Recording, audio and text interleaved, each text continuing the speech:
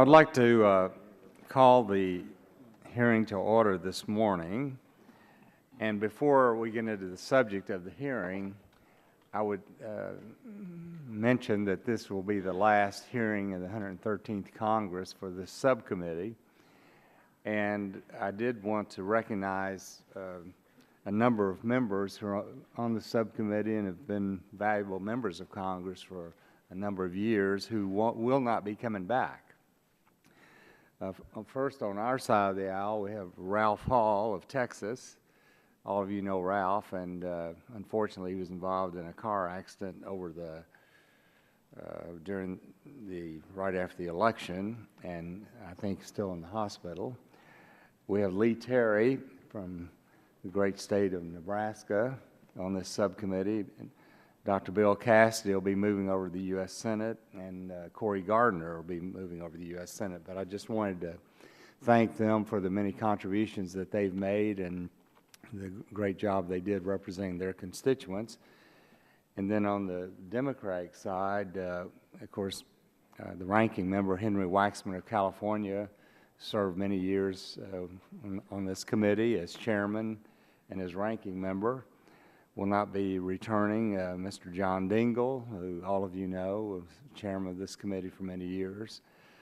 John Barrow of Georgia, and Donna Christensen of the Virgin Islands. And so I just want to thank all of them for their many contributions. And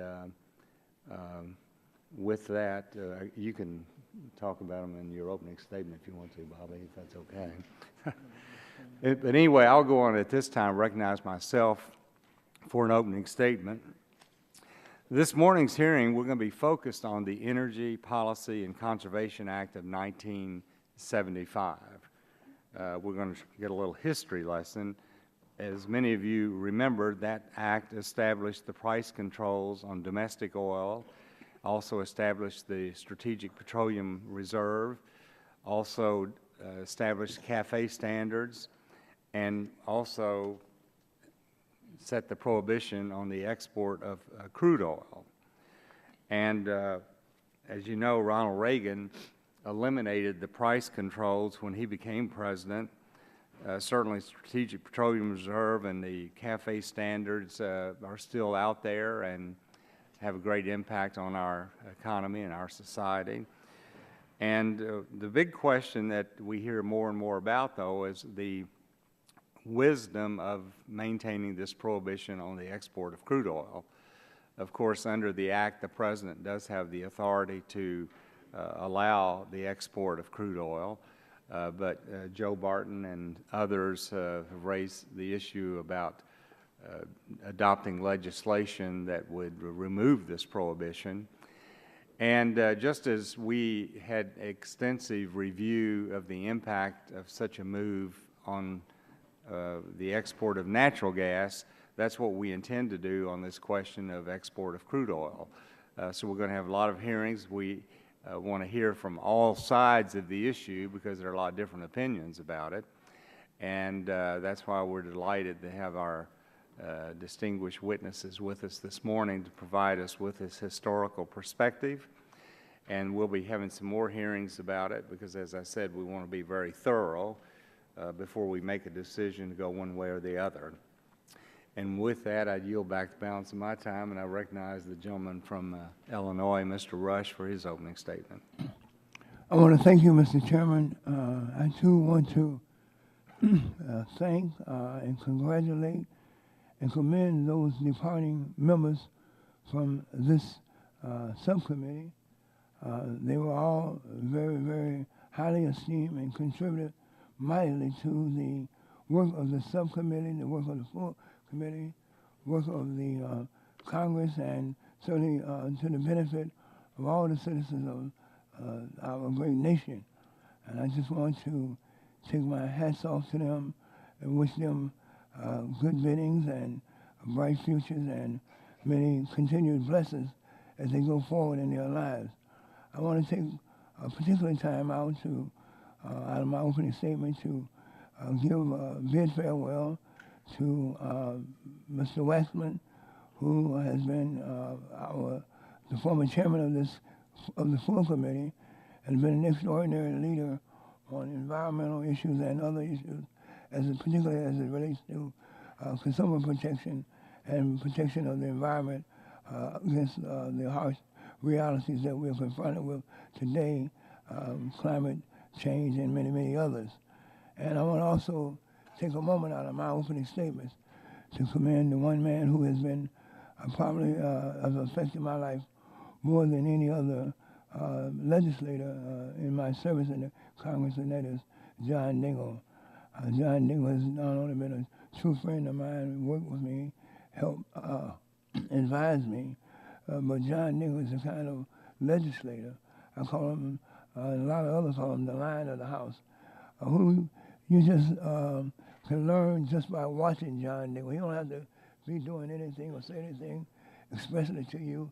You just learn how he operates and watch him from afar, and you'll learn more than most legislators learn in a lifetime just watching the example of John Dingell. And his impact on this committee and on this Congress will never fade.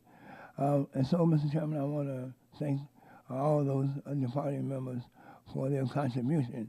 And I want to thank you, Mr. Chairman, for holding this important hearing.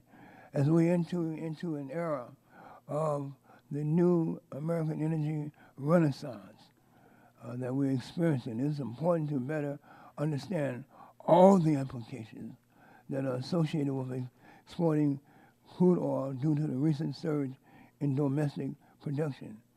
I think it's entirely appropriate for this subcommittee to revisit the Energy Policy and Conservation Act of 1975, which restricts the export of domestically produced crude oil, as conditions today have shifted dramatically from the 1970s when the bill was first enacted. What is less clear, however, is how long this current increase in oil production will last and what type of impact will lifting the ban permanently, I might add, have here on domestic consumers. Mr. Chairman, I come to this issue with truly an open mind, and I look forward to hearing from today's panel of experts. To be more specific, I'm looking for answers regarding how exporting this important commodity would impact American families and the American economy in general in regards to domestic gas prices, consumer goods, manufacturing, and jobs. Mr. Chairman, I'm going to close my mouth and open my mind now, and I want to thank you. And I yield the rest of my time, I was going to yield my time to Mr. Green, who asked for it, but I will yield my time back, Mr. Chairman. Thank you so very much.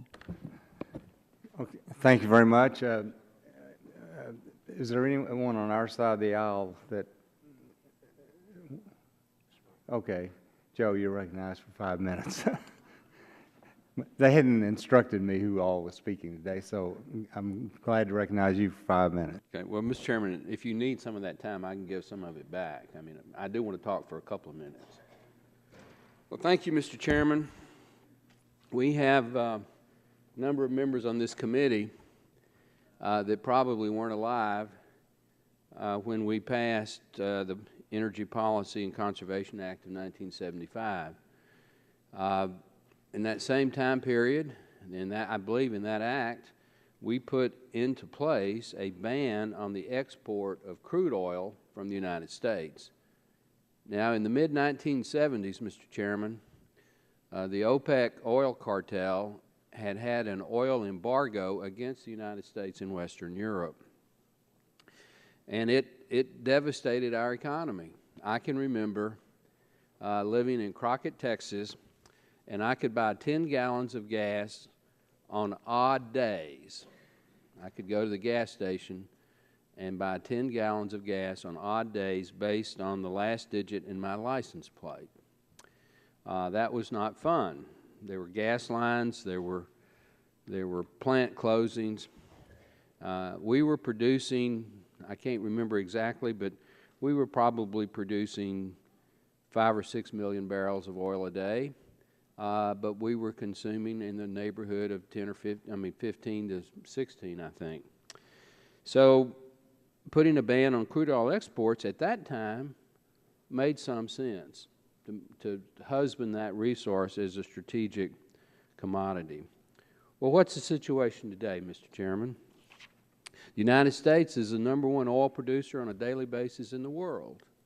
Today, we'll produce in the neighborhood of 9.5 million barrels of oil in the United States of America. If you combine the oil that we import from Canada and Mexico, our NAFTA partners, you can put that another 2 million barrels a day, maybe even 3. Our consumption is down. Our production is up. We have a surplus on the world market today, Mr. Chairman, of 2 to 3 million barrels a day. And the result is that instead of $110 barrel oil, we have, I think yesterday, West Texas Intermediate closed at about $63 a barrel. That's a good thing for the American consumer, Mr. Chairman. It's a good thing that you're holding this hearing. And I would hope in the new Congress we take a look at the bill that I've introduced this week, H.R. 5814. It's a 1.5-page bill. It's very simple. It repeals the ban on crude oil exports, and it requires a study reported to this committee of what we do with the Strategic Petroleum Reserve. It's a different world today, Mr. Chairman, and when you're #1, you use that status. If we allow our producers to export the crude oil that can't be consumed here in the United States or refined here in the United States, we put pressure on OPEC, we put pressure on Russia, we create jobs here at home, and we make sure that that world price, which sets the crude oil price, is based on real supply and demand, and that is a good thing for everybody. So I am extremely pleased that you're holding this hearing. I would ask you also to look at such anachronisms as the Renewable Fuel Standard, and I know how contentious this is on our Gulf Coast states, but I think we should also look at the Jones Act, and as I said earlier, the Strategic Petroleum Reserve. With that, Mr. Chairman, I still have about a minute, and I'd be happy to yield to whoever you wish me to. Does anyone seek this additional minute? Okay. The gentleman yields back. This time, Mr. Yarmouth, do you or Ms. Capps want to make a comment? Ms. Capps? Mr. Barrow? We've already thanked you for your service, John, so thanks for... Okay. Thank you. Okay, well, that concludes the opening statements, and as I said, we have a distinguished panel of witnesses, and I'm just going to introduce you as I introduce you to make your opening statement. So first opening statement will be by Adam Szymanski, who's certainly no stranger to this panel, and we welcome you back, Mr. Administrator, with the U.S. Energy Information Administration, and you're recognized for 5 minutes for your opening statement. Chairman Whitfield, Congressman Rush, members of the subcommittee, thank you for the opportunity to be here today to discuss the history of the U.S. ban on crude oil exports and to contrast the market conditions at the time of the ban with those today. The U.S. Energy Information Administration, EIA, is a statistical and analytical agency at the Department of Energy. By law, EIA's data analyses and forecasts are independent of approval by any other officer or employee of the U.S. government. So the views expressed here should not be construed as representing those of the Department of Energy or any other federal agency. At the time of the passage of the Energy Policy and Conservation Act in 1975, U.S. net imports of petroleum were rising rapidly due to declining domestic production, while growth in consumption was rocketing up. U.S. net oil imports more than doubled between 1970 and 78, from 3.2 to 8.6 million barrels per day, driving imports as a share of total consumption from 22% to 47%. Internationally, when OPEC declared an oil embargo against the United States in 1973, 65% of rising U.S. crude oil imports were coming from OPEC countries. To protect consumers from price shocks, the U.S. policy response at the time was to limit the price for oil produced from U.S. wells existing in 1972 while allowing new oil to sell at world market prices. Limiting exports prevented circumvention of these domestic price controls. However, the separation of new and old oil pricing did not really stem the production declines as oil production in the lower 48 states fell some 23% between 1973 and 1980. By 1981, it was clear that the policy wasn't working and the price and allocation controls were removed. That's on figure 2 of my testimony. For nearly 3 decades after the removal of price controls, declining production coupled with rising demand pushed the U.S. towards ever-increasing imports until net imports as a share of total U.S. petroleum consumption peaked at 60% in 2005. Restrictions on crude oil exports remained in place, but limited modifications from time to time allowed exports to Canada, exports of production from Alaska that went through the Trans-Alaska Pipeline, and certain California heavy crude oil. Since 2008, however, these conditions have been reversed, partly as a result of the growth in domestic supply and also as a result of slowing demand. U.S. domestic crude oil production has increased by 3.4 million barrels a day, some 68% to its highest level since 1986.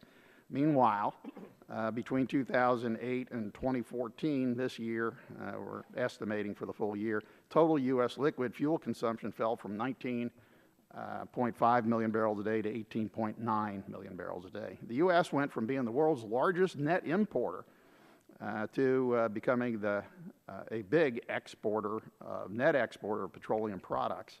In 2014, net imports as a share of total U.S. petroleum consumption is now down to below 30%, close to 25%.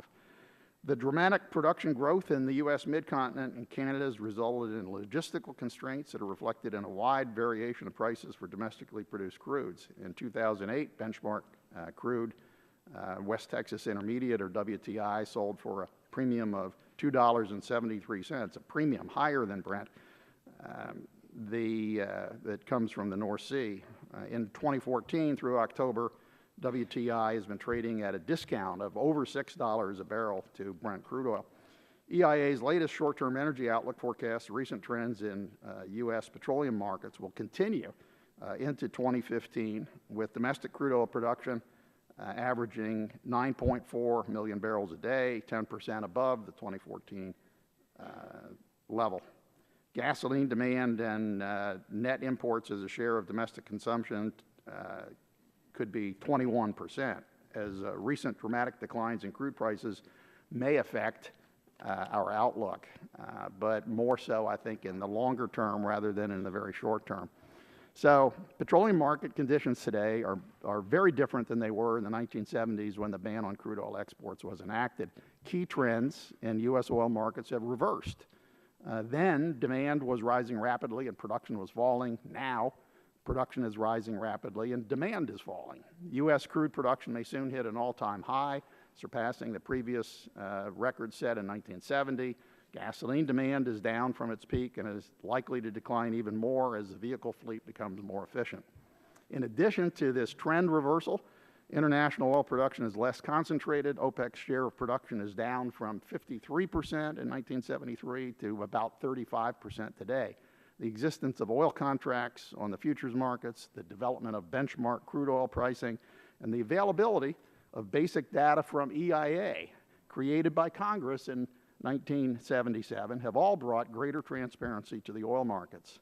As described in my written statement, EIA is actively pursuing a number of important initiatives related to the timeliness and detail of oil market data. I'd like to thank you for the opportunity to testify here today, and I hope to be able to answer your questions. Thank you. Thank you very much. And our next witness is Mr. Lou Pugliese, who is the president of the Energy Policy Research Foundation, and you're recognized for 5 minutes. Thank you. Thank you, Mr. Chairman. Thank you, And be sure and turn your microphone on. Yes, I think we have some slides. The next slide. So what I'd like to do is sort of put a little bit of this in context. And the first thing I think we ought to talk about a little bit is, what is energy security? So we tend to think about energy security as a concentration of low-cost reserves in unstable parts of the world, which tend to provide two risks to the U.S. One, they can restrict output and charge higher prices that would prevail in more competitive environments. And two, right, some of these guys could go out of business with war, terrorism, even embargoes. Also imposing price spike and large costs on the national economy. So one of the best ways to deal with this threat or this problem is to have a production platform in a stable part of the world, which turns out to be North America. And if you look at what's happened here in this slide, you can see that if you take the U.S. and Canada together, which Congressman Barton just spoke about, we have had a remarkable increase in production. And it's very important to look upon this through a North American lens, because it is this North American lens that is so stable, right? And it is this rapid run-up in production, particularly if you include natural gas liquids, that has made a remarkable change. Next slide. Now, you can see prices have come down, but I don't think we quite understand what this means. The reduction in price, and I've testified here many times where members have said, well, you know, we know, Mr. Pugliese, if we open up ANWR, if we do X or Y, we'll get more production, but OPEC will just cut production, the price won't come down. Well, the price has come down, and this price decrease is an enormous benefit to the world economy.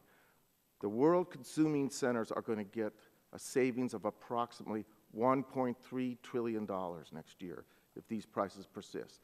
The American driver, who spends about $3,000 a year in gasoline, is going to get an $800 savings.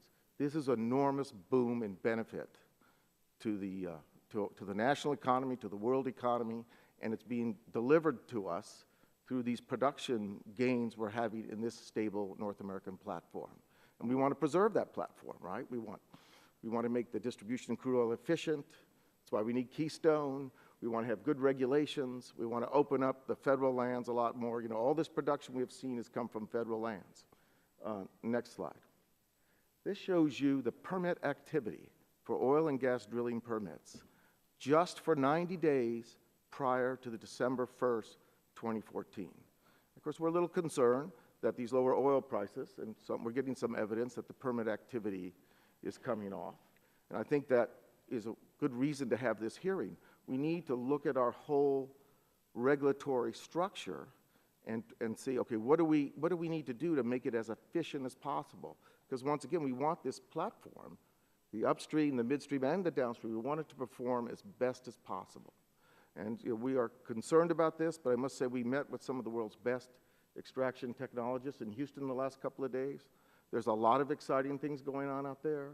As long as we have an open system, I think we're going to find ways to drive down these extraction costs. I mean, there's very interesting things happening out there. Next slide. This is our estimate of sort of $80 environment of what we think the U.S. could do, at least in the near term, by API gravity. You see we're producing a lot of light sweet crude, and we're not sure how much this is going to be disturbed by these lower oil price environment. We're probably going to see some reduction there, but you know, the outlook is still very positive. Next slide. I want to leave you with just a couple of things here. One, if you look at this slide, it's quite interesting. Traditionally, conventional oil had a very modest decline rate, maybe 5%, and a pretty high recovery factor, as much as 50%. What I don't think we understand is that even though we have this very high decline rate in these unconventional resources we have now, we have to keep drilling, our recovery factor is quite small. Small improvements in this recovery factor are going to make a big difference. That's why we want to see this technology continue to progress. And you know, if you look at this whole North American success story, we get back to EPCA, keep in mind that we should have a lot of humility about how we proceed. We had mandates on ethanol. We had 6 months oil embargo, and then we had 10 years of price controls. We had a fuel use act, which prevented the use of natural gas. So as we go forward, I think one of the things I want the members to think about is, what are the benefits of an open system? You know, Wallace Pratt, the famous geologist, said in the 30s, oil is first discovered in the mind of man. And I think that we want to keep that intellectual capacity going here in the U.S. Thank you, Mr. Chairman. Well, thank you very much. And our next witness is Dr. Charles Ebinger, who's the Senior Fellow at the Brookings Institution. Thank you for being with us, and you're recognized for 5 minutes. Thank you, Mr. Chairman, and thank you, Congressman Rush, for inviting me to testify this morning on the origins of the crude oil export ban, which ironically was enacted nearly 40 years ago. Given the profound changes that have occurred in unconventional oil and gas production that we've already heard about over the last 6 years, I think it's important to look back and remind ourselves how our energy situation has evolved since 1975. In the years prior to the OPEC oil embargo, the chief issues dominating energy policy in the United States were debate over the future of nuclear power, especially whether we should recycle plutonium and develop the breeder reactor, price controls on domestic oil and natural gas, which I remind you were enacted by President Nixon back in 1971 out of concern that inflation had reached the dangerous levels of 4.4%. And various programs, both a voluntary oil import program and a mandatory oil import program to hold down oil imports as a protection for our domestic industry. In reviewing this history, and this is a critical point, what stands out is, just as is the case today, most energy issues were discussed in isolation from one another. On the geopolitical front, the early 70s saw momentous changes in the Middle East and North Africa, as King Idris in Libya was deposed by Colonel Gaddafi, and in response to a decline in real oil prices, the major oil-producing countries mounted a unified campaign against the petroleum companies to extract more of the economic rent from their oil production. Under two major agreements negotiated in Tehran and Tripoli between the international oil companies and OPEC, the OPEC, concerned about inflation and a general sense that they were not being treated fairly by the international oil companies, demanded a major increase in the price of their oil. After these two agreements, OPEC was able to introduce an escalation clause in its contracts that it believed would protect their members from inflation. This proved, however, not to be the case. But what helped OPEC was, as Mr. Szymanski noted, was the surging demand worldwide, not only in the United States, but in Western Europe and Japan, which allowed OPEC to, every time a contract was up for renegotiation, demand further upward price revisions. Mr. Chairman, it is worth noting that the global market conditions in the early 70s could not have been more different than they are today, as we heard from Congressman Burton. Demand for oil throughout the industrialized world was skyrocketing. In the United States, domestic production had peaked in 1970, leading a cabinet task force to recommend the gradual elimination of the quotas under the mandatory oil import program. In retrospect, given the changed circumstances confronting the U.S., it is remarkable that this recommendation did not receive more salience from the Congress, despite the fact that U.S. oil consumption was skyrocketing, domestic production was peaking, and oil imports were up to nearly 30% of U.S. consumption on the eve of the oil embargo. The U.S. could not have been more ill-prepared for the embargo. In response, one of the primary actions taken was enactment of complex regulatory procedures for oil and gas prices, as well as an incredibly complex system of allocation controls, leading to gasoline lines in the districts and surplus supplies in Potomac. Unfortunately, these were so ill-conceived that they accentuated the impact of the crisis and exacerbated gasoline shortages, causing long lines for angry motorists buying regulated volumes of fuel. And I'm glad the congressman got 10 gallons, because as a graduate student, I only got 5 gallons in New England. In response to the crisis, President Nixon launched Project Independence, designed to eliminate oil imports by 1980, when comprising a host of initiatives, including the Energy Policy and Conservation Act. Under EPCA, the President was granted the authority to restrict exports of coal, petroleum products, natural gas, petrochemical feedstocks, and supplies of materials and equipment for the exploration, production, refining, and transportation of energy. EPCA also authorized the President to exempt crude oil and natural gas exports from such restrictions where doing so was deemed by the President to be in the national interest.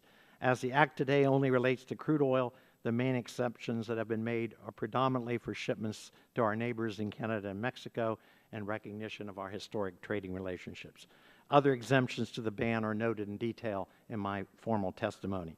Today, through modifications to EPCA, the U.S. allows unrestricted exports of all fuels except crude oil. And natural gas has to go through a cumbersome regulatory procedure, but it is not banned. The only express ban that remains today is on crude oil. In reviewing the history since the early 70s, it is apparent that whenever the U.S. government has tried to favor a particular fuel absent market realities, there have been unintended consequences which have been deleterious to the U.S. economy and to our national energy security. Controls on natural gas prices led to the failure to develop the Alaska natural gas transportation system, creating massive natural gas shortages in my home territory in the industrial Midwest in the winter of '77-78, with devastating economic impact, some of which remains to this day. The ban on using oil and gas in industrial boilers and power generation led to a major switch away from gas and oil towards coal. This rush towards coal has led to scores of aging coal facilities that now have to be replaced as part of our national environmental policy and our international climate policy. Mr. Chairman, in conclusion, it is evident that the U.S. energy situation today is far different from what it was when EPCA was enacted. With crude oil production continuing to rise, it would be detrimental to U.S. energy and economic policy to keep the ban on crude oil exports. Keeping the ban and attempting to manipulate policy to control a globally traded commodities with hopes that the U.S. oil boom will lead to energy independence is a fallacy, as the U.S. is part of the global market and must therefore participate in it. Lifting the ban will generate paramount foreign policy benefits. It will increase U.S. GDP, and Brookings did a major study on this issue that's on our website if anyone cares to look at it, and it will reduce unemployment, all of which will be foregone if the ban remains in place. Thank you, Mr. Chairman. Thank you. And our next witness is Deborah Gordon, who's the director at the Carnegie Endowment for International Peace, and you're recognized for 5 minutes. Subcommittee Chairman Whitfield, Ranking Member Rush, distinguished members of the subcommittee, thank you for the opportunity to testify today about EPCA in an era of oil transition. In my remarks, I will discuss 3 key points. First, the need to understand the changing conditions influencing today's crude oil market. Second, the need for better information about the makeup and specifications of U.S. oils. And lastly, the need to deal with the environmental consequences from an unconditional lifting of the oil export ban. I explore these issues in greater detail in my written testimony, which I've submitted for the record. The bottom line is that oils are changing, and a more complex array of hydrocarbon resources is replacing conventional oil. Public and private stakeholders need to understand the environmental impacts inherent to different oils. The best way to position America for success amid energy abundance is to generate information necessary to make wise decisions among many oil options. The truth is, we know precious little about these new resources. The nation needs reliable, consistent, detailed, open-source data about composition and operational elements of U.S. oils. Significant information gaps have accompanied the nation's increased oil production. Although EPCA was adopted in response to a specific set of oil supply problems, it can serve as a template for addressing some of the shortcomings that exist today as America struggles to manage the economic, geopolitical, and climate impacts of its new oil bounty. It will be important for policymakers to think comprehensively about the full range of current oil issues. Several EPCA provisions merit careful review and consideration and possible updating. 1, widely expanding oil data collection, making this information publicly available. 2, increasing the heavy-duty vehicle efficiency standards for trucks and marine vessels that move the oil and petroleum product that we're trying to consume less of at home. And 3, revisiting oil accounting practices so that the SEC is fully informed about oils that are on tap to bolster U.S. markets. America is one of the first in line to win the unconventional oil lottery. But despite newfound energy resources at home, the U.S. exists in an increasingly oil-interdependent world. As such, if U.S. policymakers enact effective safeguards to minimize unintended consequences, America will be better positioned to chart a path that others can follow. 2 questions require attention. First, do policymakers and the public have sufficient information about America's oil? Unfortunately, they do not. Ironically, there is more detailed open source data about OPEC crudes than the oils in the Bakken, Permian, and Eagle Ford. In seeking to obtain and verify these needed oil data, we have encountered several obstacles, from data inconsistencies to withheld data to government limitations on expanding oil reporting. I'd be happy to elaborate on any of these issues. The overarching concern, however, is that oil markets cannot function efficiently without transparent, high-quality information. Question 2, what are the environmental risks these new oils pose? The Carnegie Endowment is developing an oil climate index that compares global oils with one another in terms of total greenhouse gas impacts. Together with Stanford University and the University of Calgary, we are modeling the entire oil value chain from where the oil comes out of the ground through to how the products are used. Our preliminary findings, based on 28 sample oils, global oils, are that oil's greenhouse gas footprints vary by at least 80% from one another. In other words, replacing a high greenhouse gas oil with a lower one could almost have the impacts that greenhouse gases for every barrel of oil. There are several categories of higher emissions from oils. These include gassy oils, like the Bakken or Nigeria, where gas associated with oil is flared or burned instead of separated and sold. Heavy oils, those that use more heat, steam, hydrogen through their value chains to yield more bottom-of-the-barrel products like petroleum coke, a coal substitute. Watery oils, which are interesting, like those in California's San Joaquin Valley, where it takes a tremendous amount of energy to lift as much as 50 barrels of water for every 1 barrel of oil that you produce. And extreme oils, like those in the Gulf of Mexico that are miles below the surface, or those in the boreal peat bogs in Alberta where carbon is naturally sequestered. As one of the world's fastest growing oil producers, the U.S. has the opportunity and the responsibility to be a global leader in the energy sector. A balanced energy policy informed by oil transparency must guide energy decision-making in ways that satisfy U.S. consumers, strengthen the American economy, protect the climate, and enhance national and global security. In closing, a national discussion, one informed by reliable, open source data about the composition, quality, and environmental profile of new oils will be key to making effective and sustainable decisions. Thank you. Thank you, Ms. Gordon, and thank all of you for your testimony. At this time, I'll recognize myself for questions, and then we'll give every other member the opportunity as well. Just from a practical aspect here, anytime you start talking about crude oil, most of the American people think about gasoline prices. That's why it's more volatile, I think, when you talk about exporting crude oil than certainly natural gas or something like that. Do any of you have an opinion on, if you were at a Rotary Club, how you would explain that exporting additional crude oil would not necessarily raise gasoline prices? Mr. Szymanski. Mr. Chairman, it's always a challenge. Usually at those Rotary Club functions, I get asked why gasoline prices are so high. Lately, I haven't gotten that question. Right. EIA has tried to examine your question from the standpoint of how gasoline prices are set in the U.S. markets and what gasoline prices relate to. And what we found in a study that we published just a short while ago was that these two benchmark crudes that I talked about, the one in the U.S., WTI, West Texas, and Brent in the international markets, that gasoline prices historically tend to be much more closely related to Brent crude oil prices than to the domestic benchmark. The second thing that we found was that U.S. gasoline prices tend to be more closely related to gasoline prices in markets like Singapore and Rotterdam in the global markets than to comparing, let's say, Chicago prices with prices in the Gulf Coast.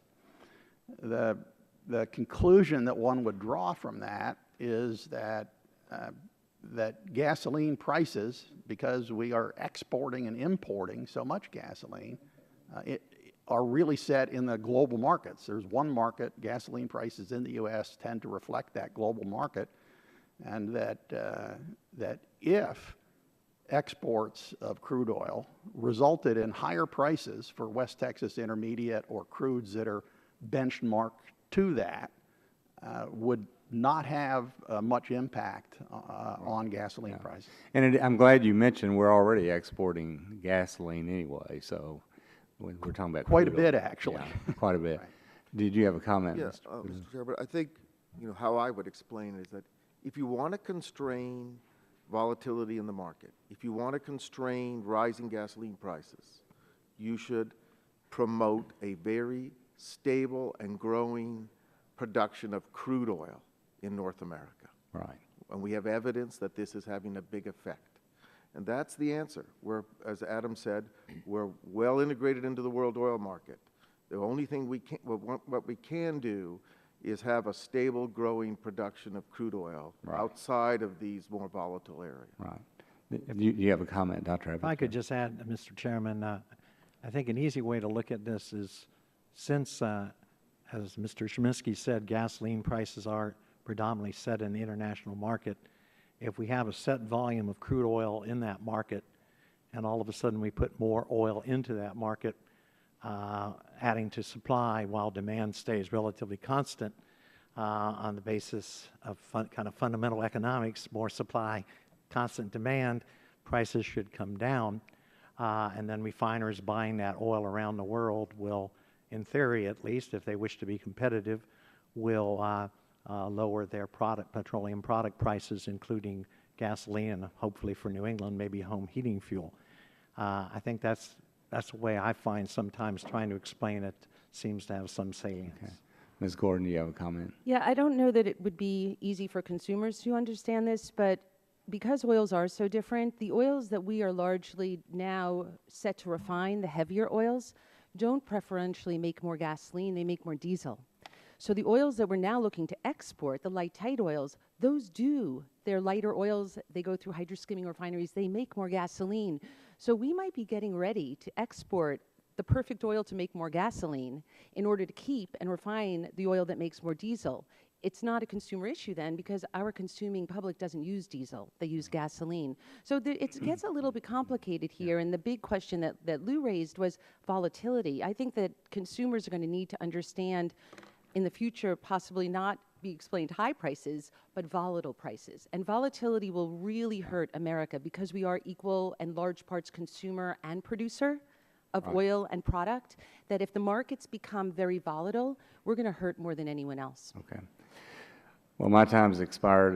Mr. Rush, you're recognized for 5 minutes. I want to thank you, Mr. Chairman. I share the optimism of the panel, but there are some cautionary items, some cautionary indications that I want to just at least consider for the record. Ms. Gordon, what type of impact will lifting the crude oil ban have on climate change? Are these precautions or conditions that Congress should consider if we were to lift the ban on crude oil altogether? It's a great question, and the reality is, as my testimony stated, we just don't know enough about these light tight oils that are coming out of America. What we do know is, like I said, they're lighter oils. Our refineries are set to run much heavier crudes. Those heavier crudes need much more heat. They produce more bottom of the barrel products. So the heavier oils are generally more greenhouse gas intensive. So we're setting ourselves up to be a refiner of higher greenhouse gas oils as we export, possibly, if they're not flared, lower greenhouse gas oils to others, which puts a bigger burden on America to control, in terms of global climate agreements, control what we're doing when we're handing off our oil. So I think that there are real questions from a climate perspective. What are these oils, and what are we giving away? Is there any other panelists would like to comment on this? Are there any other panelists that would like to comment on this? Well, let me ask you a question. Mr. Evinger, In your written testimony, you stated that lifting the ban on crude oil exports will boost economic growth, wages, employment, trade, and overall the economic welfare of the nation. What, in your opinion, are potential downsides to removing the ban? I don't, I don't believe, Congressman, that there are sizable downsides to lifting the ban, with the possible exception of what Ms. Gordon said, that we don't know completely the impact on greenhouse gases. In a major study that Brookings recently did in association with the economic consulting firm NERA, we have some very detailed data in there on what we think will happen to employment, overall economic welfare for the nation, and the numbers in various scenarios are almost constantly positive. And our study has been pretty much seconded, or maybe a couple came out before us, but there have been now 5 or 6 major studies done by IFC, done by some by the government, that have all concluded the benefits far outweigh any potential costs. So I guess I'll leave it at that. I want to ask the other 3 panelists, do you have any comments regarding the economic impacts on lifting the ban? So I think, you know, whenever we go to a free trade alternative, which, you know, I think everybody here has a lot of training economics, no one's going to be against free trade. We think it's a good thing. And it's going to make the economy more efficient. But there will be dislocations, right? I think some sectors of some segments of the U.S. refining industry, particularly if we have this high production scenario, will find themselves in a less, you know, economically advantaged position. However, we have a very complex and advanced refining sector in the United States. The capacity to refine very complex kinds of crudes are there. I think we want to, you know, as we go, if we go to lifting the ban on crude oil, we want to look and make sure, okay, are we burdening the downstream sector with kind of unnecessary regulations? What is RFS doing? What is ozone regulations doing? What is the permit doing? In other words, you know, also as Congressman Barton raised, maybe we need to look at some kinds of adjustments in the Jones Act. It's very tough, I understand, but you know, there will be adjustments, but on balance, the economy will be better off. I think in the short term, the refining industry probably can handle what's going on right now. It's really a more longer term problem, but I also think that you know, probably immediately we should look very closely at the condensate issue, which is starting to cause a lot of problems in Eagle Ford, Texas. Congressman Rush, let me just add that that the reason that the U.S. is exporting gasoline from the Gulf Coast is that we really have a surplus of gasoline. Domestic demand for gasoline has been declining and is likely to continue to go down as autos become more efficient. And in a sense, what refiners are doing is exporting the surplus product so that they can more efficiently fill the demand for other products in the U.S. market that are more valuable. So the export of gasoline may actually be helping keep overall product prices for U.S. consumers down. I want to thank you, Mr. Chairman. I yield back. This time I recognize the gentleman from Texas, Mr. Barton, for 5 minutes. Thank you. I'm just looking around the dais here, Mr. Chairman. First of all, we want to welcome Mr. Flores. We see he's here. He's a new member of the committee. We're glad to have him here. We've got Mr. Bud Albright out in the audience. He used to be a staffer on the committee. We're glad to have him here. And we got Mr. Mullen, too, here. Well, I didn't see him. I'm from Oklahoma. Glad to have him here. I see Mr. Barrow over there. He's a member who's not going to be here next year. His state's the peach state. Do we have a ban on exports of peaches? Yes or no? Okay, we got Mr. McKinley up here, who's a coal state. Do we have a ban on the export of coal? No. We got Ms. Capps from California. Do we have a ban on the export of movies? I think so. We've got Mr. Pompeo and Mr. Terry from the corn states. Do we have a ban on the export of corn? No. Yeah. I was saving that for last, Mr. Chairman. My point is that in a free market economy like the United States, there are almost no commodities or products that we have a ban on. We are the free market nation in the world. Now, as has been pointed out, in the 1970s, the OPEC cartel banned exports of crude oil to the United States. And we retaliated by creating the Strategic Petroleum Reserve and also requiring that no crude oil, with few exceptions, could be exported from the United States. That made some economic sense and some strategic sense in the 1970s. But this isn't the 1970s. Now, the key question, or one of the key questions, the chairman of the subcommittee has already asked. You know, what would happen if we repealed the ban? What would happen to domestic gasoline prices? I haven't seen any study that says they would go up. And, you know, the reverse question would be, what would happen if we don't? What happens to domestic oil production in the near term, the midterm, and the long term if we keep the ban in place? Now, the key issue there is the market for domestic crude oil.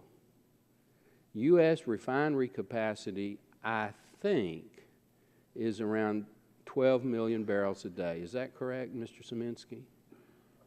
If you add in all of the other things, domestic crude oil is getting close to 9 million barrels a day, and you get to 12 by adding in biofuels. And no, I'm asking what the refinery capacity is. The U.S. Over 16 million barrels a day. It's over 16. Yes, sir. Okay. I didn't think it was that high. My point was going to be, if we don't have a market in the United States for the crude oil at our refineries, if you can't export it, you keep it in the ground. But if it's 16 million barrels, then we can increase domestic supply fairly significantly, and we just freeze out or push out imports from overseas. And wouldn't that be correct? You raise an interesting point, Congressman. Many people look at the growth in domestic production and the flatness in demand, and they envision a world where the U.S. is not importing any oil. But in fact, the U.S. may continue to import oil simply to refine it in our very efficient refining system and sell those products back out into the global markets. Well, Mexico is finally freeing up their oil economy, and if they follow through with their constitutional change, you'll see a large number of U.S. producers in exploration going down to Mexico, and I would assume that there would be additional oil in Mexico that could come up to the United States in the next 5 to 6 years. Plus, we've got Canada, and I know there's some issues on the environmental front with the Canadian heavy oil. I guess I only have 22 seconds. If I had to look at this panel and you had to vote yes or no on repealing the ban, I think I have 3 yeses and a maybe. I'm going to ask Ms. Gordon.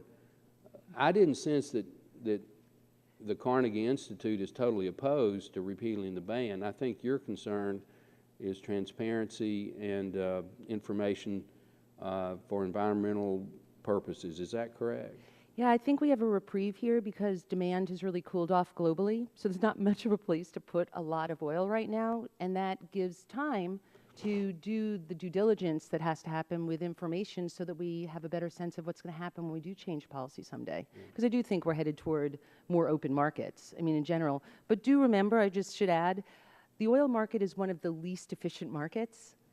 There are so many reasons: barriers to entry, barriers to exit, not enough information, externalities.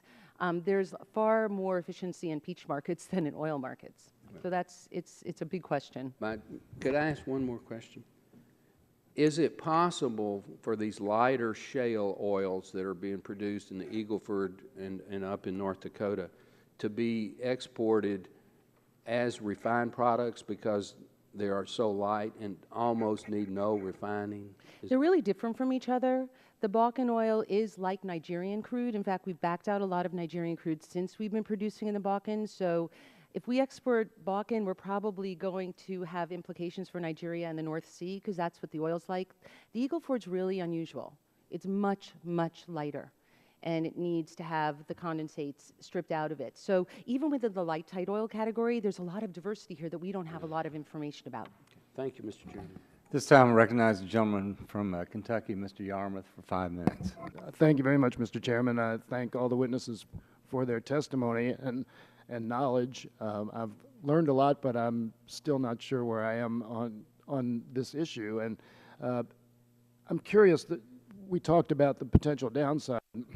And while everything looks wonderful right now with an abundance of oil and petroleum in the world and prices down, that would seem to be mitigate against worrying about a crisis, but isn't it entirely possible that we could return to a 1970s situation? I was a staffer here in the 70s and remember those lines as well. So would it not be useful to have at least some contingency measure if we, because whether it's an international outbreak, a war, terrorism, whatever it may be, that we have some way to protect our domestic supply in case of an emergency, as opposed to just saying we'll worry about that when we get to it? Ms. Gordon, you want to? So I think because we're in this era of new oil and everything's changing, the risks are changing. We have the geopolitical risks on the one hand with many of the places abroad that have historically produced oil, and then we have operational and environmental risks here that we have to contend with. So we have new oils, new conditions, and then we have huge growth in China in terms of demand that's sporadic. It's not going to be, you know, red hot consistently. It's a market. And so we do tend to talk about oil at a moment in time, maybe because it's sold on every corner, that it's as if this is the condition that exists for all time, but the reality is it's very dynamic, and we could easily return with risks, differential risks, different consumption patterns. Even in America, we're selling a lot more SUVs right now. They're up tremendously. I mean, we're reversing our demand profile, as Adam said, but we're not necessarily bound to that. So there's no guarantee, given the volatility of the market, that if we eliminate the prohibition, that we can have the kind of impact on prices that we would expect, that the prices will necessarily be lower. We can't guarantee that. Yes, and in addition to what was said earlier, where we will, because we have the largest refining capacity, we will maintain imports of oil even, you know, just because we want to put product on the market. That's what industry does here. It's one of the big parts of industry. I think if I could just answer to your question, you know, most of the oil we consume in the United States is in the transportation sector. And it seems to me that rather than maintain the ban on crude oil exports, we would be much wiser to have an accelerated program to use our vast natural gas reserves to a greater degree in transportation. There have been numerous studies. You know, it would be a long-term effort, but if we could replace the diesel fuel that we use in our 18-wheel trucks, some people say that would be another 1.8 million barrels a day of oil we didn't use. If we can use natural gas in marine transportation on the Great Lakes, on our major rivers, coastal trade, that's another major place we could save. And we have companies already experimenting with using LNG in railroad locomotives. So if we could reduce the use of oil in transport by relying on our vast natural gas, I think that would be a far more prudent policy than continuing the ban on crude oil exports. If I could just add one thing. You know, if we go back and look at the history of EPCA and everything we did, if you want to take one lesson out of that, we need policies which are robust against uncertainty. And every time we try to guess or we think we know what the future looks like, nuclear power is going to be too cheap to meter, or we're going to ban the use of natural gas in power plants. We really have a hard time getting this right. And we don't really know what the future looks like. But what we do know is that we do much better when we have policies that allow allow the marketplace and individuals to adjust to changing circumstances. Because once we put something in place here in Capitol Hill, it's really hard to fix it, you know? I know those of us who go way back remember, you know, we had dozens of small refiners. People remember this? We had dozens of these small refineries which came out of the arcane regulations of price controls. And when it came time to decontrol crude oil prices, it was really hard because we had this political establishment of small refiners all over the country. Yeah. So I think we have to keep in mind as we go forward that what the real lessons of this renaissance is. It was an open system, right? This all occurred on private land. The government was, the heavy hand of the government was really not trying to stop these guys. We didn't have to rely on federal land. And so as we go forward, we ought to really think hard about what kinds of strategies are likely to be more productive. Okay. Thank you, Mr. Chairman. My time's up. I yield back. This time I recognize the gentleman from Illinois, Mr. Shimkus, for 5 minutes. Thank you, Mr. Chairman. This was a tremendous panel and a great hearing, so thank you, Chairman, for that. Tons of questions, but so I'm going to try to put them in some sense of order. But Ms. Gordon, I appreciated your testimony, and EPCA, the original EPCA, I didn't know there was reporting requirements, more transparency. And following up on what Congressman Barton said, there's probably some truth to getting more information so that markets can operate more effectively and efficiently. So I appreciate those comments, because there's different type of crude oil, and that's going to be the major front of my question. But we also know refineries have made major investments based upon a world they perceived 6 years ago, which has significantly changed today, from heavy crude to light sweet and refinery expansions. And I think the other thing that's not been part of this discussion or debate is transportation costs and long pipelines versus what could actually happen in the future with all these more localized resources available, is that you could see closer interaction between these new finds and more local refineries in a more localized system. Mr. Pugliarsi, I appreciated the statement, because the need for a production platform in a stable part of the world, I think is really not just for what it does on hedging the risks, the volatile risk of pricing, really kind of addressing my colleague from Kentucky's question, but also internationally. And I focus on Eastern Europe a lot of times, and I understand energy extortion. And so importation of LNG, which we've passed through the House that we would like to see for our allies in Europe and Eastern Europe, I think the same would be true on crude oil exports. But you have to have a stable platform to be able to do that, hence the next kind of position. Because even in the map, the figure that you have in your testimony, figure 3, you have these major basins, but there's probably more that are going to develop, like the Southern Illinois Basin, which now we've gone through the legislative process. But so you got the Illinois Basin, we still got more deep water applications. We've got ANWR debate that will always be there. We have the National Petroleum Reserve. We have the Atlantic Coast exploration. We have Keystone XL debate. And what I hear, I think, is that, because I'm afraid we have this huge supply, but we can't rely on government to set these parameters. We've got to let the markets do it. The markets will then send a signal of which of these oil basins are recoverable based upon the pricing of a barrel of crude oil. Some of these may not be able to be now exploited because the cost of recovery is high. But then in the case where there is a new change in world dynamics, then that cost might be available for continued exploration. Do I make sense in any of that analysis? Right now, there's a race going on between the lower valuations and the advances in well productivity and technology. As I said, we're seeing some things. They're out there a few years. Some things are very near, in which, if you take a traditional hydraulic fracturing job, across the U.S., 40% of those frac jobs are very uneconomic in some ways, or they're 40% of the perforations on on a horizontal pipe are not working. But there's technologies developing now that are going to drastically improve that. So you could have a high-cost basin, which doesn't look like it's doing too well right away. In a few years, things can change. Once again, we want strategies which are robust under uncertainty. Right. We try to prescribe the future. We're going to be wrong. Right. Dr. Eminger, in your testimony, you did state that increasing oil exports will help lower the prices at the pump. That was part of your written testimony. Lower gasoline prices, Right. yes, sir. And then the last thing I want to ask, because it's been raised, because we're now having, people think we might do this, we're starting to get talked to by a lot of people.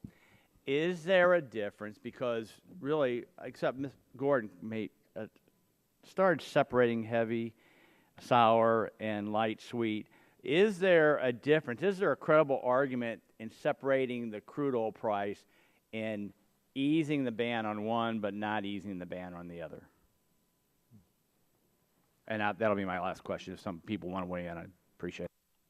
I just will add that I think that the time is coming that we're going to have baskets of crude that are split much more on quality than on location. I think that these oils are quite different from each other, and they beget very long-term investments that last generations. So the market needs this information. So whether regulations follow or not, I think that the idea of separating oils into these baskets, which is somewhat done but not largely in the market right now, is probably a wave of the future. The rest of your chicken, not going to answer that question. All right, you're back. Who? This time I recognize the gentlelady from California, Ms. Capps, for 5 minutes. Thank you, Mr. Chairman, and I want to thank each of our witnesses for your testimony today at this hearing. I also want to take a moment, since it's I believe our last hearing in this session of Congress, to honor and acknowledge. As I walked in the room, I realized I'm walking into the John Dingell room, the incredible service that this. Yes, I know. It is the John Dingell room. Our colleague, former chairman, and under whose leadership I was first asked to be on the committee, and also my colleague from California, ranking member, and my neighbor, Mr. Henry Waxman, for their incredible service to this committee and to our nation. I know he stepped out, but I want to also bid farewell to our friend John Barrow from the Peach State, who I believe has added much value to this committee as well. These are people who will be missed.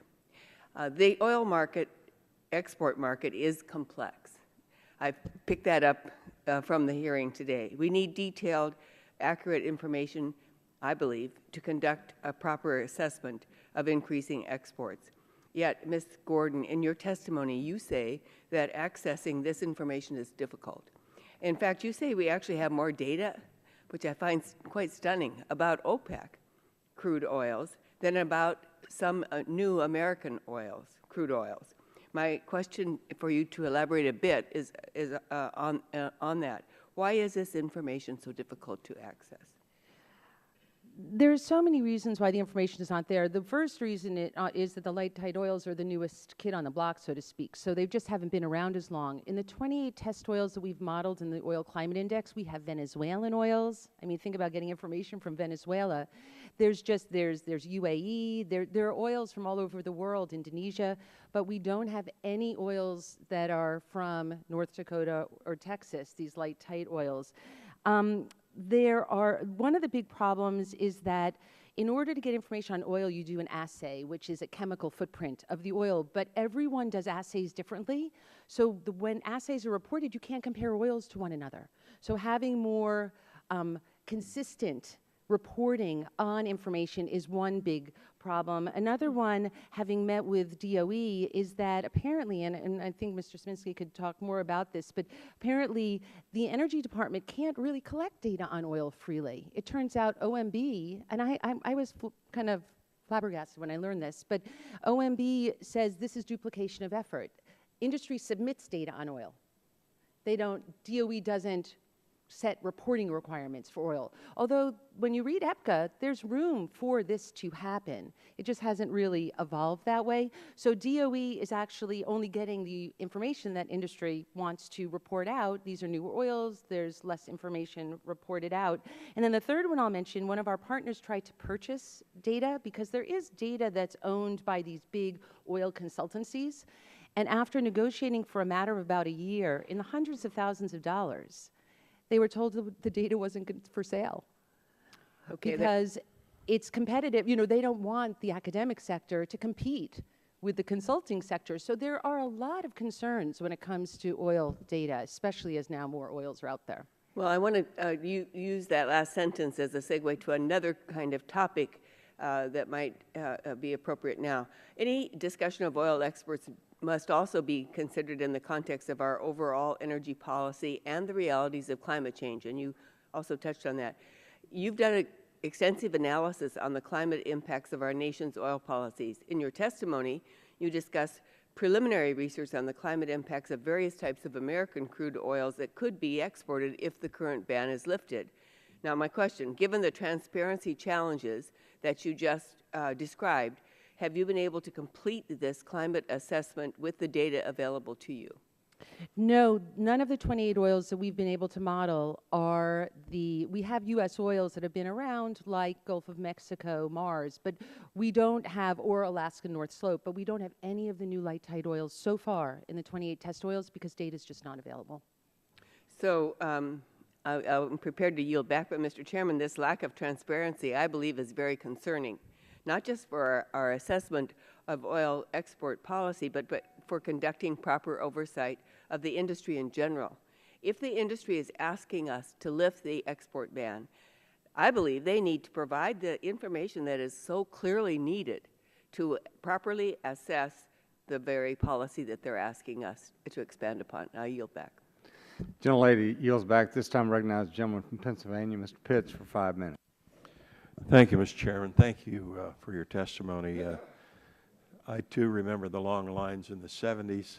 What wasn't said is that, you know, after waiting for 45 minutes or an hour with your car idling, and the lines backed up on the highway, and some people just topping off, and some people about to go empty, there were a lot of short tempers, and it was a very bad situation, wasting a lot of oil, gasoline. Were any studies ever made on how much waste there was with those long lines back in the 70s, Mr. Szymanski? I don't think that EIA did, but I think you're absolutely right, Congressman Pitts, that the whole the idea behind the program, I think, made some sense at the time, but the implementation of it left a lot to be desired. A lot of the problems had to do with the availability of gasoline in different areas. It was based on the year-ago use, and as we got into the crisis, you didn't have enough people. In the prior year, were all out having vacations and outside of the cities, and that's where all the gasoline went. But during the crisis, they were all in lines in the cities, and so they couldn't get the gasoline to go out on their family holiday. It was a bit of a mess. Yeah. So actually, I worked on this program a bit when I was in the Department of Energy. You cannot imagine the small changes. You know, people just think a refinery takes crude oil and processes it in gasoline, but they're blending dozens of components. And we were trying to control the prices of all of these.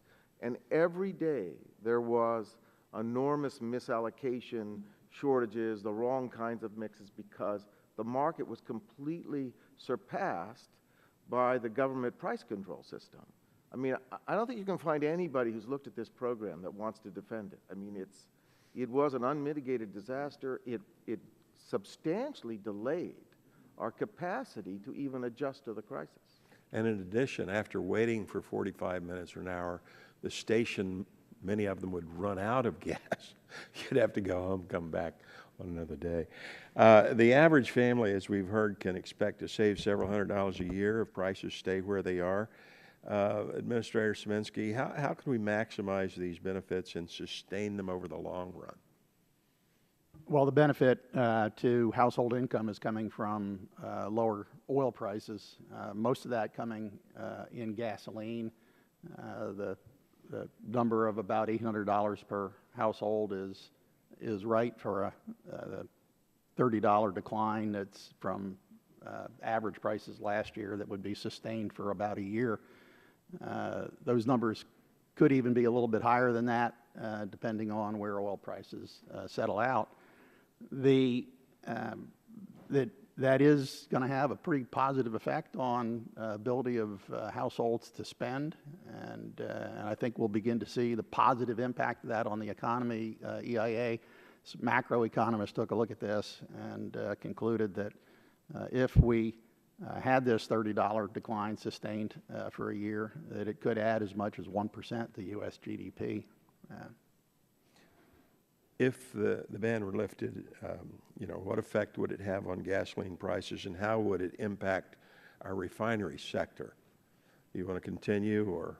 Well, gasoline prices, again, if we stay at these levels, gasoline prices could be down almost 77 cents a gallon. That's, again, a huge plus with gasoline prices averaging that much lower than the prior year. Obviously, there will be some losers, and the producers are going to have lower income. This could have big effects on countries like Venezuela and others that depend on oil revenues, and that could lead to unrest there. And this is why I think the idea that policies, that outcomes and forecasts are uncertain is really huge. If you lost the oil production from Venezuela because of social unrest there, you could see prices come back up again. I think in general, when I think about Mr. Yarmouth, about policies, EIA is not a policy organization, but I think I can describe the three components of energy policy. It's what does it mean for the economy, what does it mean for the environment, and what does it mean for national security? And you were asking about national security issues. I would imagine that a key thing in thinking about this is how to weigh those impacts from a policy standpoint. I think the Strategic Petroleum Reserve is probably our key tool in security. Time's expired. Thank you. This time I recognize the gentleman from Georgia, Mr. Barrow, for 5 minutes.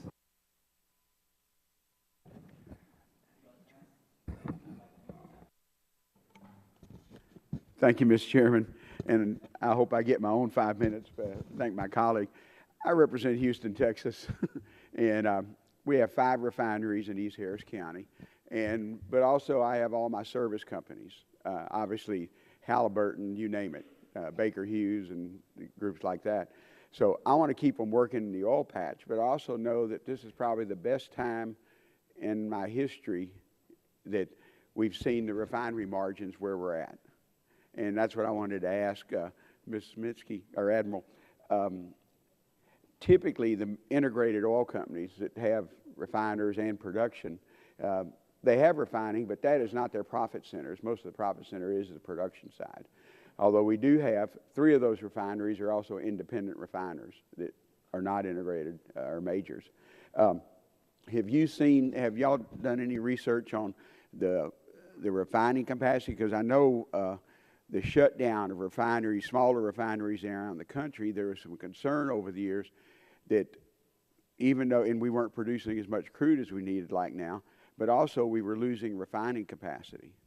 Have y'all looked at those numbers? We have a study underway on the ability of U.S. refineries to absorb this increase in the lighter oils that are being produced from the shale formations. And we'll have that out, I think, sometime in the early part of next year. I think the general feeling is, and if you come back to the complexities of this, there are, if removing the export ban does have impacts on different sectors in the economy, and the independent refiners are very concerned about Let me ask how they would come out in that analysis. Well, and what happened in the 90s is that because we weren't producing lighter sweet in the United States, most of our refiners who were successful converted, and it cost, I know at one refinery, about $2.5 billion to convert to do the heavier crude.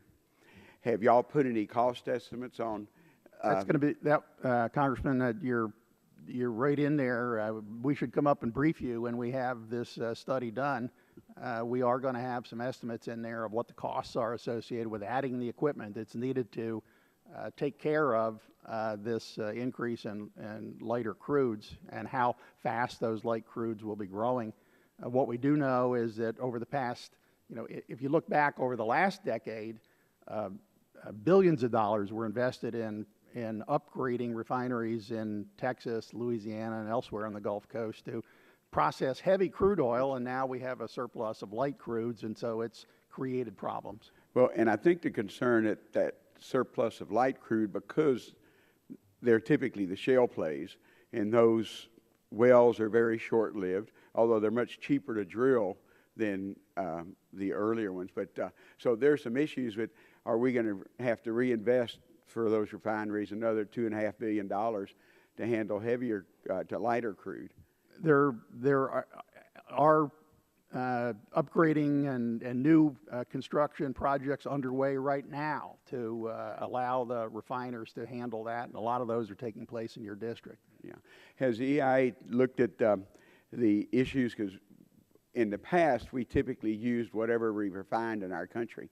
But now we're producing so much more that it's actually, we're having those downstream jobs that are our exports. In fact, in the Port of Houston, we're exporting just tons in the last few years of low sulfur diesel. Because of the heavier crude, we get more diesel, but the low sulfur diesel actually is improving the environment in the countries we're sending it to. In Latin America particularly, where our customers are, and of course Europe, but Latin America predominantly. Have y'all looked at some of those issues? And I'm going to ask if that's been looked at by our environmental community. Has EIA done that, or? That's going to be part of our study, so we'll... Okay. I look forward to the study. Ms. Gordon, has there been any qualification of that, even though we're doing heavier crude and we're producing a lot more diesel that we don't use in our country, but it's also low sulfur because that helps, but in the countries that are buying that from us now compared to the diesel that may be coming from other parts of the world? Yeah, certainly taking the sulfur out will be fantastic for health and for the environment. But a bigger question with the heavy oils is petroleum coke and what happens with the very bottom of the barrels. So when you put coking capacity into these refineries, you basically remove the middle of the barrel, and you end up with a lot more gasoline and diesel, which is good for profit, and then a lot more of a solid substance called petroleum coke. And we're also exporting that. I think we've increased, out of Texas, the U.S. has increased its petroleum coke exports to China like 70-fold in the last several years. So, and it's a coal substitute, and it's worse than coal in terms of emissions. So it kind of cuts both ways. Mr. Chairman, I know I'm over my time on Mr. Barr, but I'd like to talk about petroleum coke when I get to my time. This time I recognize the gentleman from Ohio, Mr. Latta, for 5 minutes. Well, thank you, Mr. Chairman. Again, as has already been stated, thanks for our panelists for being here today. It's really informational, and really appreciate your time. If I could just kind of hit a few points. As we've been sitting here, I checked when we started committee that West Texas was selling at $60.70 when we started. It's down to $60.51, and Brent was at $64.23, and it dropped to $64 in the last few minutes. And so I think the discussion we're having here is very informational, because also I think it was in the Wall Street Journal this morning. There was the headline in one of the sections of the paper about, with the decreasing cost of oil from West Texas and what that's doing here in this country to a lot of our producers, especially out west, and of course in Ohio and also in Pennsylvania with our Utica and Marcellus shale that we're developing in our states, especially for me in Ohio. It's really interesting, and it also, you're concerned because as the price drops, we want to make sure that we can keep that production up and also keep people out there producing. Mr., if I could just go to your testimony. I really found it interesting because on page 5, you state that the U.S. Crude imports have declined by 2.4 million barrels per day, or 25%, the lowest since 1995. and the percentage of U.S. crude demand supplied by imports has fallen by 67 to 47%, the lowest level since 1992. In the testimony that you've all been talking about today, especially about the oil coming in and that we're refining, how much, when that oil comes in that we've imported, goes back out as an export, just out of curiosity, or a product? If somebody like, Administrator, you'd like to take that, and then if anybody else would like to answer the question. The U.S. has net product exports of about 2 million barrels a day. So the gross amount of imports and exports are different than that. We're exporting. We're now kind of getting up close to 4 million barrels a day of exports, but we're also importing, especially gasoline, into the east and west coasts. So when you net it out, it ends up being about 2 million barrels a day. And back to Congressman Green's comments, a lot of that export of product is coming from the Gulf Coast region of the U.S. It's going to countries in Latin America and Europe. The gasoline, one of the better exports that we have is gasoline, and the reason for that is we just don't need it here in the U.S., and it is needed in places in Latin America. Well, thank you. And if I could turn to Mr. Pugliarsi, I hope I said that, pronounced your name properly. You know, as we look across what's happened and we're seeing the increase here, are there any regulatory or market barriers preventing our refiners out there right now from doing anything else to adapt to these new surges that we're having? Well, you know, I do think the refining industry, is a lot of our downstream processing sectors do face a pretty formidable regulatory environment. They also face a fuel constraints in, like, the renewable fuel standard. I think, you know, it's not that ethanol, for example, is a bad thing. We think ethanol is very useful to the American, you know, the American transportation fuel sector. It's the mandates that give you all these problems, because as demand shifts radically or the supply side shifts radically, the refiners are unable to adjust in a cost-effective way.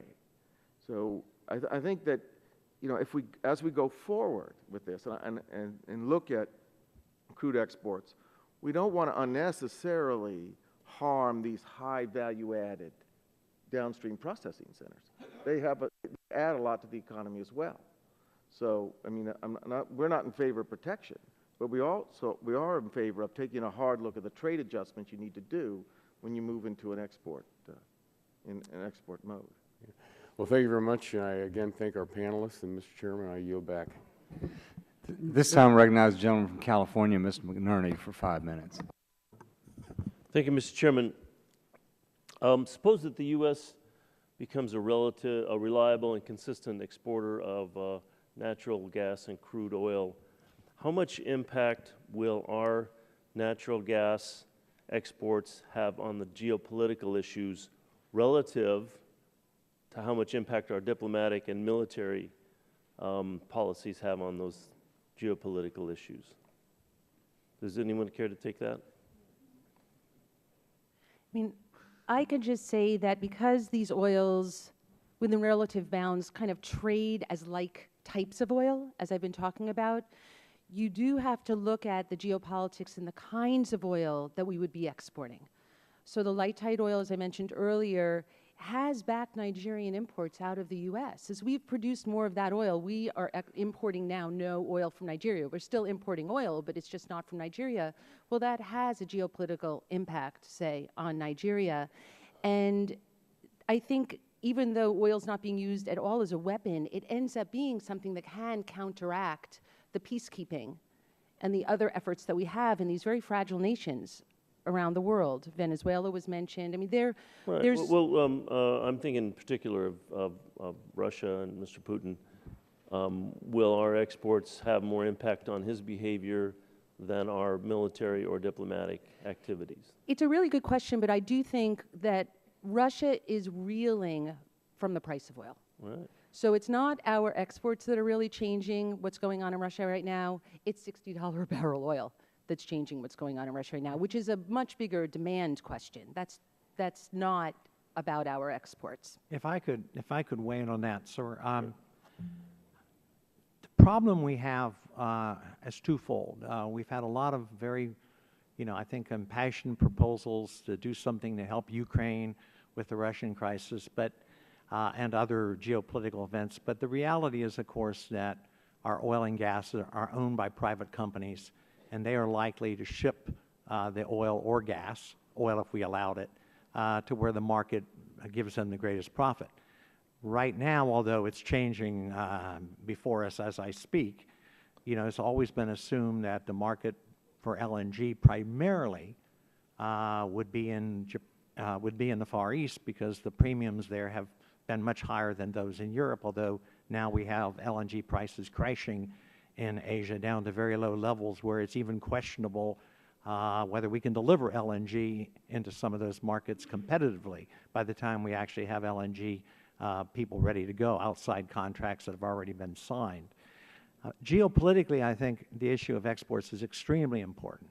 Our allies in Korea and Japan and Taiwan are very desirous to have energy from the United States because they see an increasingly bellicose China threatening sea lanes on which all their energy imports come from, not only oil and gas, but also coal.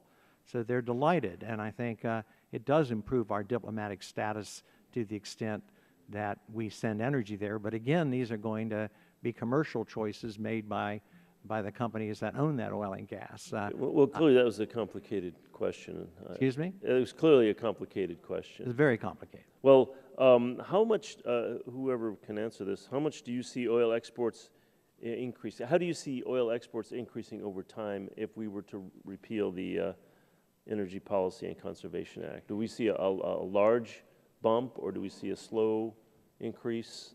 How do we see that playing out? Well, EIA we do tend to look at those in our annual energy outlooks, which we do every year. We'll have that one out, we hope, sometime in late February or March. The answer to that, I think, probably lies more towards the lower end rather than the upper end. The reason I say that is that the kind of oil that we have in surplus here is a light sweet crude. The market for that is not unlimited.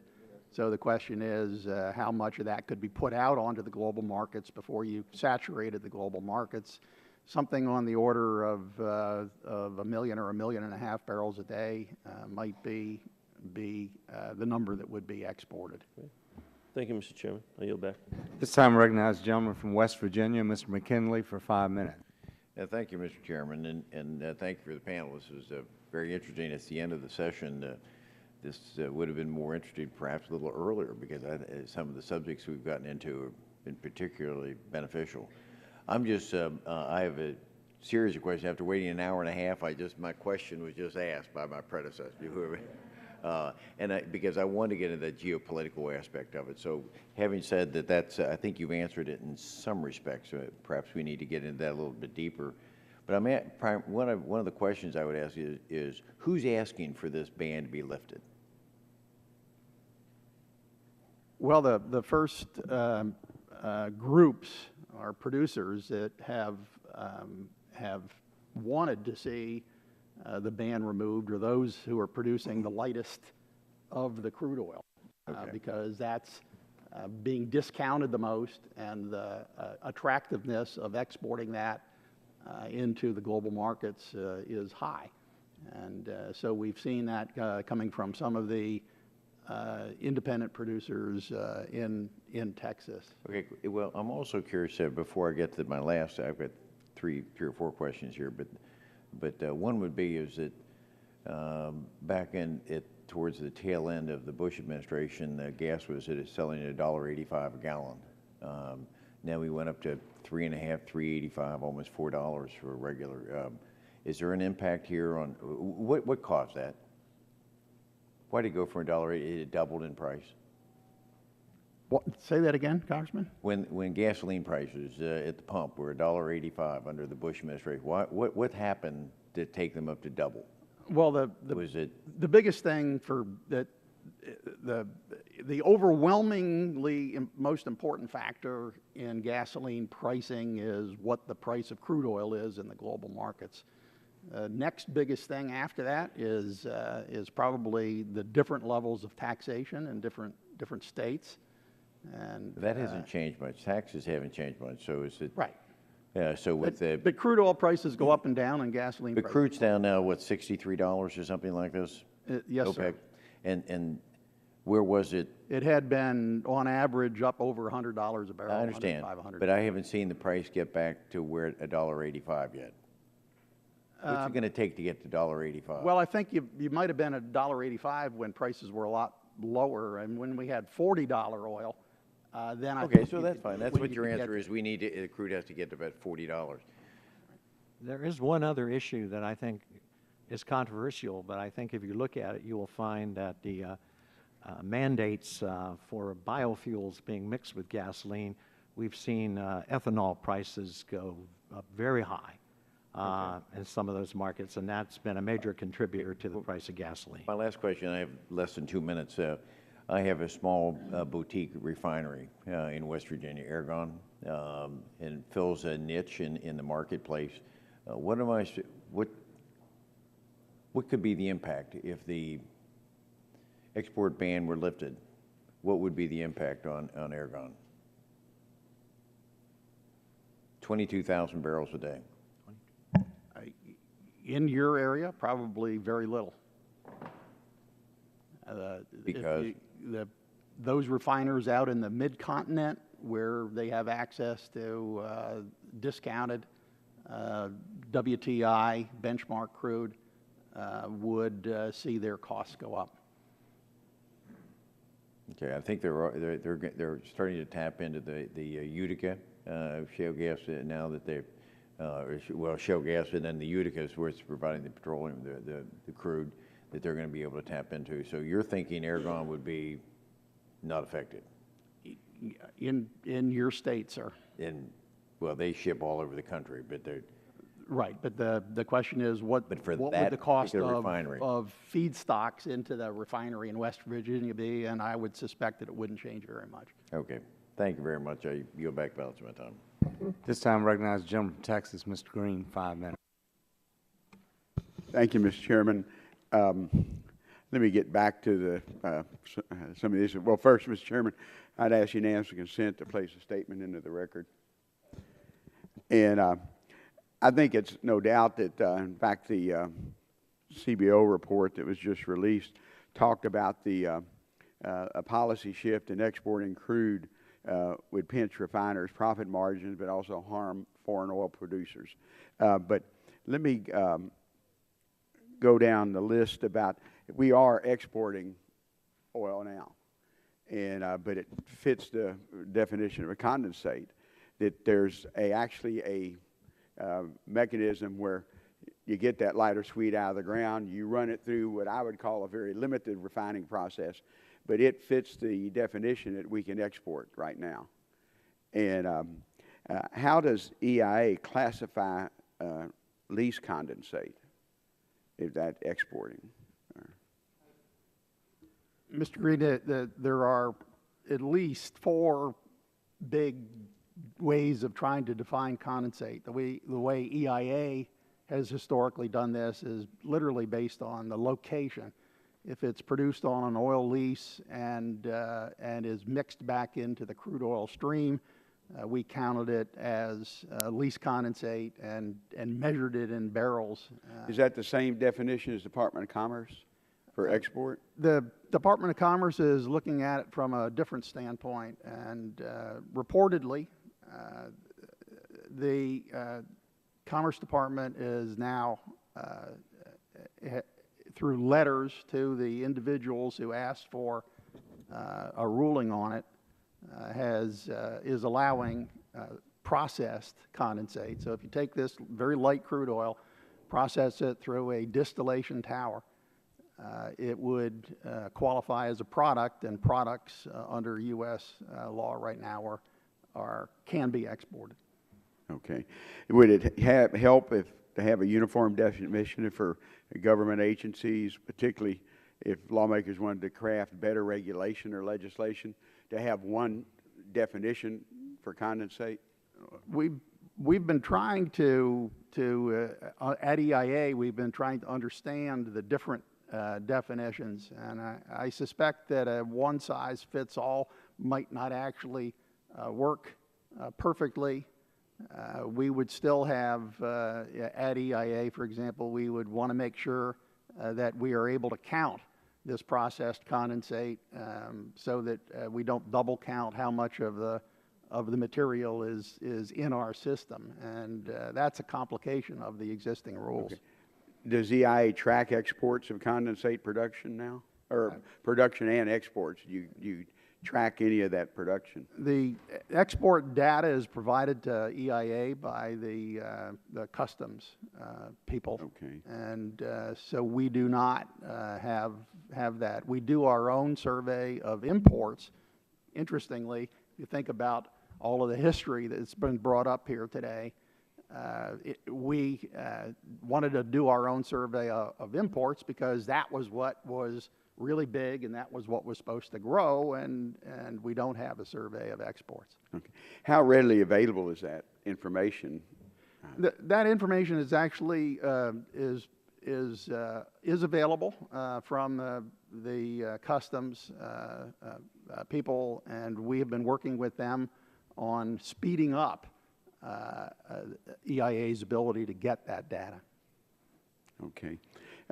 Dr. Ebinger, I know your testimony in your briefing book, Big Bets and Black Swans, in early 2014, you authored a section to lift the ban on U.S. Oil exports. You state that unrestricted exports in combination with increased investment in infrastructure are expected to generate income, jobs, and taxes through the production chain. Do you think domestic transportation of oil is a major factor facing our energy sector? Good example, limitations on pipelines. Could you turn on your mic? I think the fact that we have not built some major pipelines, Keystone being one of them, has certainly led to a more dangerous transportation system by rail particularly, but also by truck and barge, a more expensive transportation system than would be needed if we built some pipelines. So, you know, I think if as a nation we're going to accept unconventional oil and gas drilling, which I certainly do, then we need to build the attendant infrastructure as cost effectively as possible to get that to market. Okay. Mr. Chairman, thank you. This time, recognize the gentleman from Kansas, Mr. Pompeo, for 5 minutes. Thank you, Mr. Chairman. I did a little work in the run-up to this hearing to see which of you all had predicted $63 oil on December 11th, 2014. None of you did. You should know you should count yourself among the many. I couldn't find anyone who did. I saw a few traders who make a claim that they were in the market in the right place. They were on the short side and got to the right spot. And I mention that only because as I hear you talking about more data and more information in the hands of government, all that, I think if we unleash markets, glorious things will happen. And so I've heard multiple things today. I've heard folks talk about an export ban lifting. Seems right to me as a good direction. I've heard folks talk about the Jones Act. We have imposed enormous costs on our refiners with the renewable fuel standards.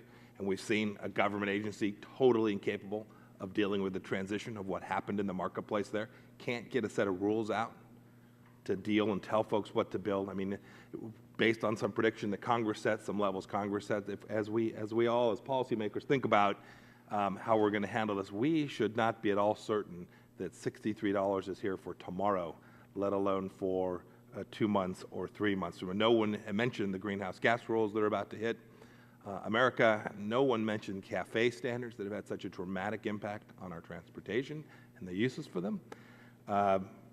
You mentioned natural gas transportation, Mr. Ebinger. You said, gosh, if we could get there. I don't know what's standing between us and them. I couldn't tell you. Natural gas prices at prices that you think, gosh, folks would go want to invest. But the truth is you have markets operating in a state of uncertainty trying to get to the right outcome, and we should not have the hubris to think we have any possibility of getting in front of that place. And so as we think about this export ban, I think it's incredibly important that we don't lift an export ban in base because, gosh, today we have certain oil prices that are sitting in the low 60s range. I think we made a mistake in putting in place in the 1970s. And I think that's the kind of thing that policymakers should all consider. I want to ask you, Mr. Sheminsky, you did a report just now a month ago on what impacts gasoline prices. The Saudis changed the world here in the last quarter. Does that change how you think about the study that you put out in any material way? No, I believe that study would probably be still valid in terms of trying to understand what it is that relates the price of gasoline in the U.S. to the global markets for either crude oil or gasoline.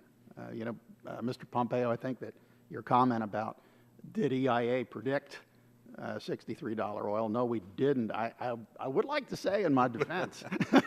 No defense required. That we talk every month. We publish something that is actually worth thinking about. I mean, for everybody here, we use the options market for crude oil to work backwards to what the confidence interval is on forecast for crude oil prices, and that 6 months ago, that confidence interval got down to the low 60s. So that we've hit the bottom of the 95% confidence range. And for the committee here today, I just looked at some numbers. For West Texas Intermediate, the 95% confidence range, will it fall in there, is for April of the coming year is $50 to the low side and about $90 to the high side. And that's telling you that the people who are in those markets, who have real capital, they're not really sure either. Right. Yeah, no, folks with real capital at risk. I want to ask, maybe I'll ask anyone who might want to answer this. I've read lots of articles just recently. They're articles, they're pop news more than anything else, about whether OPEC still exists, right? If it's still the same force that when I was a little bit younger could impact markets in material ways. We've talked about how these markets have changed. Does anybody care today want to say that OPEC is dead? Well, I think market power, let's not talk about market power by some big producers, waxes and wanes. But if you have enough production outside of these other, low cost, high volume producers, their market power gets reduced, and that's what you're seeing now. I mean, the distribution of crude oil outside of these few players, which North America is a big force today, is undermining the capacity of other folks to constrain output and charge higher prices. That's just the reality of it. That's that's a huge benefit of this North American platform. That's why we ought to pay attention to how it performs. Make sure we have a regulatory environment that doesn't hurt it. Great, thank you. My time's expired. Thank you, Mr. Chairman. I recognize at this time the gentleman from New York, Mr. Engel, for 5 minutes. Thank you very much, Mr. Chairman. Last week I moved my office. We hadn't moved in 10 years, and so we were throwing out all kinds of things. And there was this huge chart which said the world according to oil. And it either shrank or increased the map of different countries based on the powerhouse of oil. And it's interesting because that was probably about 15 to 20 years old. The United States was very, very tiny. Saudi Arabia, Venezuela were very, very big, and I couldn't help but thinking that if we did that map today, how different it would be. And I think that's a good thing. Mr. McNerney asked about the geopolitical impact of it, and as the ranking member of the Foreign Affairs Committee, which I am, I care very much about geopolitical aspects of it. I like the idea of countering Mr. Putin. European countries are reluctant to stand up to him because they need his oil. If they could buy our oil, they might actually develop a backbone. So I have looked at this in a totally different approach than I looked at before. But everything, of course, still is a balancing act. I care about the environment. We want to make sure that we can continue to export and increase the export, and I think it's a balance. So I want to say, Dr. Ebinger, I read the findings of the report, which finds that lifting the ban on crude oil would boost U.S. economic growth and put downward pressure on world oil prices. And Larry Summers also called for lifting the ban. Let me just ask a few questions, anyone who'd care to answer. Department of Commerce has granted licenses during the past year to a few oil companies to export relatively small amounts of an ultralight crude, as Mr. Green mentioned, as condensate. I believe that condensate comes from shale plays, so please correct me if I'm wrong. And so therefore increased production of condensate would mean more fracking, would it not? It would? Yes. It would, okay. Among the companies exporting condensate are Pioneer Natural Resources and Enterprise Products Partners. Which shale plays are they getting their condensate from? Do we know? The Eagle Ford in Texas. Okay. And where did it go? Are there existing refineries in friendly parts of the world that would take and refine this additional crude?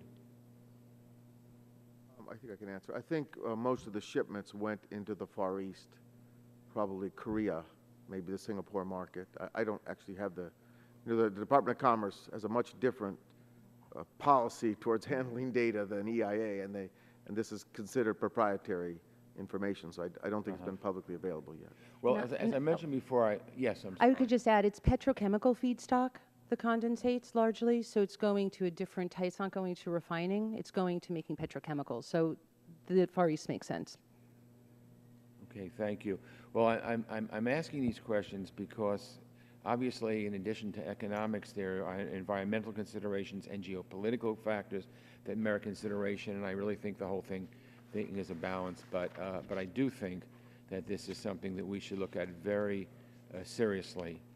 It makes sense to me, again, because I think the United States, obviously being a world power, has to be concerned with the geopolitics of it. And I know that when we are trying to get some of our allies in Europe, Germany and some of our other countries, to stand up to Putin and his aggression to Ukraine, there was some reluctance there because they rely on Russia for their energy resources. And I can't help but thinking if they relied on us or if we were available, we could exert more pressure, and I think that would be an important policy goal of the United States. But again, I think it has to be balanced with environmental concerns and other concerns as well. But thank you all. Thank you, Mr. Chairman. Gentleman yields back. At this time, recognize the gentleman from Nebraska, Mr. Terry, for 5 minutes. Thank you. And so one of the reasons I ran for Congress 16 years ago was the high level of reliance on foreign fuel to fuel our economy, and wanted to change that. So I'm pleased to see that we are down to 33%. We're only 33% of our fuel needs or oil is imported now. So in a geopolitical sense, why do we still have 33% import of oil into our country? And I'll start with Mr. Szymanski. Mr. Terry, I mean, what we're talking about mostly here today is oil, but within a year and a half, the U.S. is likely to be a net exporter of natural gas. We are already a net exporter of coal. We don't really import very much electricity. A little bit of that comes from Quebec and Canada and from Saskatchewan. So on the oil side, we're a net exporter of oil products. The only thing that we're still importing is crude oil, and those numbers will come down if you say, well, do you want that to go to zero? And the answer would be, well, not necessarily. Well, that's the ultimate question here is, can we and import should we? oil and sell products? And particularly Venezuelan oil bothers me. Yeah, but do we have a geopolitical responsibility to allow some importation of Venezuelan oil? I'll stay away from the policy decision of what we would want to do with Venezuela or not, but I would say that Venezuela is at the top of EIA's list of what could go wrong in the global markets. It could push prices up. You've got Iranian sanctions issues. You have the ISIS problems in Iraq. Maybe OPEC will at some point decide to reduce production. You know, you could have difficulties in Russia even. I mean, there's lots of things that could make prices go up, but prices could come down too. What really triggered prices coming down, I believe, over the course of the last few months was a combination of the unexpected recovery of oil production in Libya at the same time that the economy in China was slowing down and demand forecasts began to recede. And in that background of increasing U.S. oil production, the combination of all of those things, I think, just was a tipping point and changed everybody's mind about what the future looked like. Well, Mr. Pugliese, yeah, I guess, you know, one of the things I would encourage the members to do is to look at this through a North American lens. When you put Canada in the mix, absolutely, we are, you know, and we really don't like this self-sufficiency approach to thinking about energy security. We really say, look, we want this platform to be productive. U.S., Canada, we're a large continental land. And Mexico. Let's think of it as a North American independence. And it may be efficient. There may be efficient solutions for the platform, which allows both exports and imports, because refining configurations are all different kinds. We have a lot of very heavy capital invested in processing heavy crude. And so that heavy crude ought to come down from Canada and get processed where it's more, that's where it's most valuable. Well, and that makes sense to me. And so in our refining capacity in the United States, I'll follow up on your comment here. Are we ready to be able to expand, or do we need to expand refining capabilities in the United States if we're going to have a mix of more sweet and then the heavier crude from Canada? Who wants to go with that one? Well, it's difficult to convince refiners to expand capacity when the demand here in the U.S. is going down. Typically, refineries are built closer to where consumers are. But we've got a terrific advantage in both technology and low natural gas prices. Natural gas is used as a refinery fuel that make our refineries the best in the world. And taking advantage of those situations, I think, is what the refiners are doing, exporting products into the global market. Ms. Gordon? Yeah, I could just say that in terms of, it was said earlier, but global production has become it's not site-specific anymore. It's happening all over. But this is also going to happen in refining. The country that added more refining capacity to the world market than any other last year was Saudi Arabia. So we're seeing China adding refining capacity, Saudi Arabia adding refining capacity, and demand, as we just said, is really in the developing world. So to move that demand closer, you know, refined products closer to people that will consume. We're talking Latin America, the Middle East, Africa. That's where future demand growth is throughout Asia. So the whole market is really shifting somewhat. I don't think you can really draw a circle around North America very easily in this market. Although I want to. I know. Thank you. Thank you. At this time, I recognize the gentleman from New York, Mr. Tonko, for 5 minutes. Thank you, Mr. Chair. In a number of the hearings I've attended, I've noticed that when the subject is an environmental, public health, or consumer regulatory issue, there are a number of questions about the estimates of the costs and benefits of the policy in question, and that's fine. Those questions explore the assumptions made in the analyses, the relative uncertainty or certainty of the estimates, and how sensitive the results are to changes in the assumptions, initial conditions, or data that go into the model. Frankly, this is a major focus of most of our conversations about the projections on climate change, with much emphasis on the uncertainties and what we don't know, and little emphasis on all the things that we have learned and the generally robust conclusions of climate models. Economic forecasts don't receive the same scrutiny, and frankly, they often miss very significant changes. We've spilled blood and treasure over this commodity. As we all know, it still plays a major role in fueling our economy. We need to understand fully the implications before we make this change. I note in Administrator Saminsky's testimony, when he provides the results of EIA's latest short-term energy outlook, that he includes the disclaimer, of course, the recent dramatic declines in crude prices may affect our outlook in the coming months. So I would like to better understand how robust these benefit estimates provided in the studies referred to are likely to be. Dr. Eppinger paints a very positive picture resulting from lifting the crude oil export ban, reporting a gain in GDP over the next 25 years of $600 billion or billion to $1.8 trillion. That range is dependent upon which EIA scenario is used. These are model results based on other model results, EIA's model results. What are the assumptions, I would ask the panel, about the world price of oil in the underlying EIA scenarios, and how would changes in that world price impact those given estimates? Honorable Szymanski, if you could, please.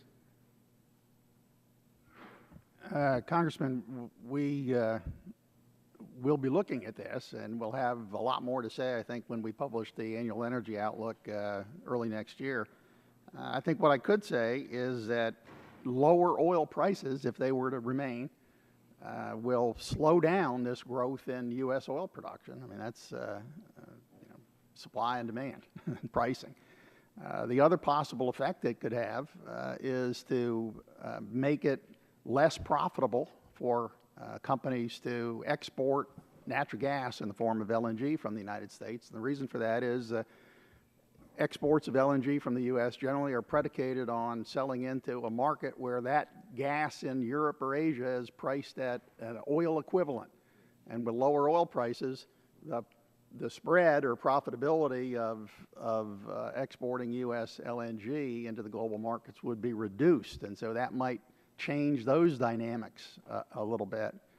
So there are going to be a lot of places, in our forecasts, I think, where building in a possibility that lower prices could stay for a while would have an impact, and we will have plenty to say about that in the coming months. Thank you. Ms. Gordon, do you have anything to add to that?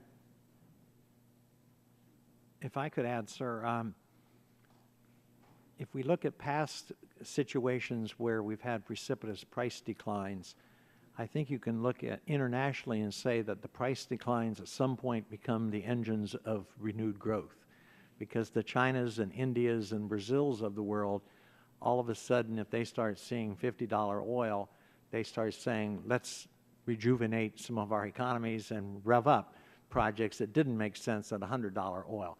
And remember that I think it was in '98 that the price of oil fell, I think, from 117, 118, something like that, down to $38 in 7 months. But it came rapidly back up, I believe, if I remember correctly, at least into the 70s, and then worked its way up to where it was before the current price drop. So, low oil prices for those countries that are huge oil importers and fast-growing populations we've talked about in Asia, low oil prices are a boom, and at some point it will rejuvenate the Chinese and Indian economies and bring, hopefully, the rest of the world along with it as demand for goods and services once again intensify. Mr. Chair, I yield back. Time is up. Time is up. At this time, I recognize the gentleman from Virginia, Mr. Griffith, 5 minutes. Thank you, Mr. Chairman. I appreciate that. Petroleum coke. I always love coming to these hearings and listening because I learn all kinds of things. Ms. Gordon, tell me about petroleum coke. And you said earlier in the testimony that it was worse than coal. I'm assuming that means from a pollution standpoint. Can you explain that to me, please? So petroleum coke is the bottom of the barrel. It's when you wring all the liquids out of a heavy oil. It comes out of every refining process, but in very small amounts. But with heavy oils, you have a lot of these high carbon bottom of the barrel. And so when you put in coking capacity that actually cleaves these molecules, you get more liquids out, which is good, but then you get more solid out of your refinery. Petroleum coke's a solid fuel. If it's very, very high-quality petroleum coke, which doesn't come out of refineries. It goes into steel and glass and ceramic manufacture. If it's low-quality coke, high in sulfur, high in heavy metals, this is what comes out of the oil production process. That goes into power production and steam. And then you're basically burning coal. It has about 10% higher greenhouse gas emissions than coal and higher nickel, vanadium, sulfur than some of the worst coals. And it runs a bit counter to coal. So when coal is priced high, as it had been recently, and before we were exporting a lot of our coal, China was wanting the petroleum coke because it was an economic benefit for them to burn coke instead of coal. Now prices of coal are low, and so coke is a little bit out of favor. And if you remember, there was news stories last year about, it was in Detroit. There was a pile of petroleum coke that got a lot of attention in the press. It's black, it's voluminous. They're spreading in Alberta. It's spread for miles because it's landlocked. They can't really export it. So it ends up being a problem. They're going to want to send us the heavy oil so that we export the petroleum coke because we're closer to ports of call. Okay, now let me go back on your testimony just a little bit in there. You said that it's now cheaper or more expensive than the coal product. Coal prices have come down, so pet coke is it's really priced to sell. It's very hard to get data on pet coke. Actually, it's not traded. It's traded, in the trade with traders. It's very person to person, company to company. But because it's a byproduct of refining, and no one really wants to make this pet coke, it builds up, and you have to get rid of it. So, of course, refiners want to get a lot of money for it, but if they can't, they still have to put it into the market. So the price is relatively volatile. Okay. So from an environmental standpoint, we would be better off exporting low sulfur coal from the United States, say Central Appalachia, that I happen to represent, Mr. McKinley represents, than we would be flooding the market in China with this pet coke. Am I correct? Pet coke's worse. I appreciate that very much. Pipelines were brought up earlier about whether or not we should be building them and the safety of bringing the oil. And I think I understood from the comments, just from the tenor of the comments, that the consensus or the general understanding is that the oil is going to find a way to the United States coming out of Canada, whether it's by pipeline or by truck or by train. Is that a fair assessment? And each one of you can answer that. Yeah, I think the question is cost, right? The reason the pipelines, there's a real value to rail. There's a lot of optionality where the markets are not settled. But it's, when capital gets deployed, it's quite interesting. If you want to build a major transloading facility, a rail transloading facility, you just get a local permit. You don't have a NEPA review. If you want to build a pipeline, you're going to cross federal land, or you're going to do some action that's going to trigger a NEPA review. So we have a regulatory program that's somewhat unbalanced. You can build a rail facility and move things out pretty quickly. You want to build a pipeline, you've got a mountain of paperwork and interveners before you. Yeah, I appreciate that. There was one of these questions that I don't think has been asked in relationship to the international situation, and that deals with the U.S. recently won a trade case against China over their export ban on rare earth. How does that case then appear, at least from a public perception standpoint, when we're banning the export of our oil products? And does that weaken the President's hand in these discussions with other countries about exporting rare earth and the U.S.'s position on oil? Anybody want to take that one? It's been raised by a number of people, at least in the think tank community, as an issue.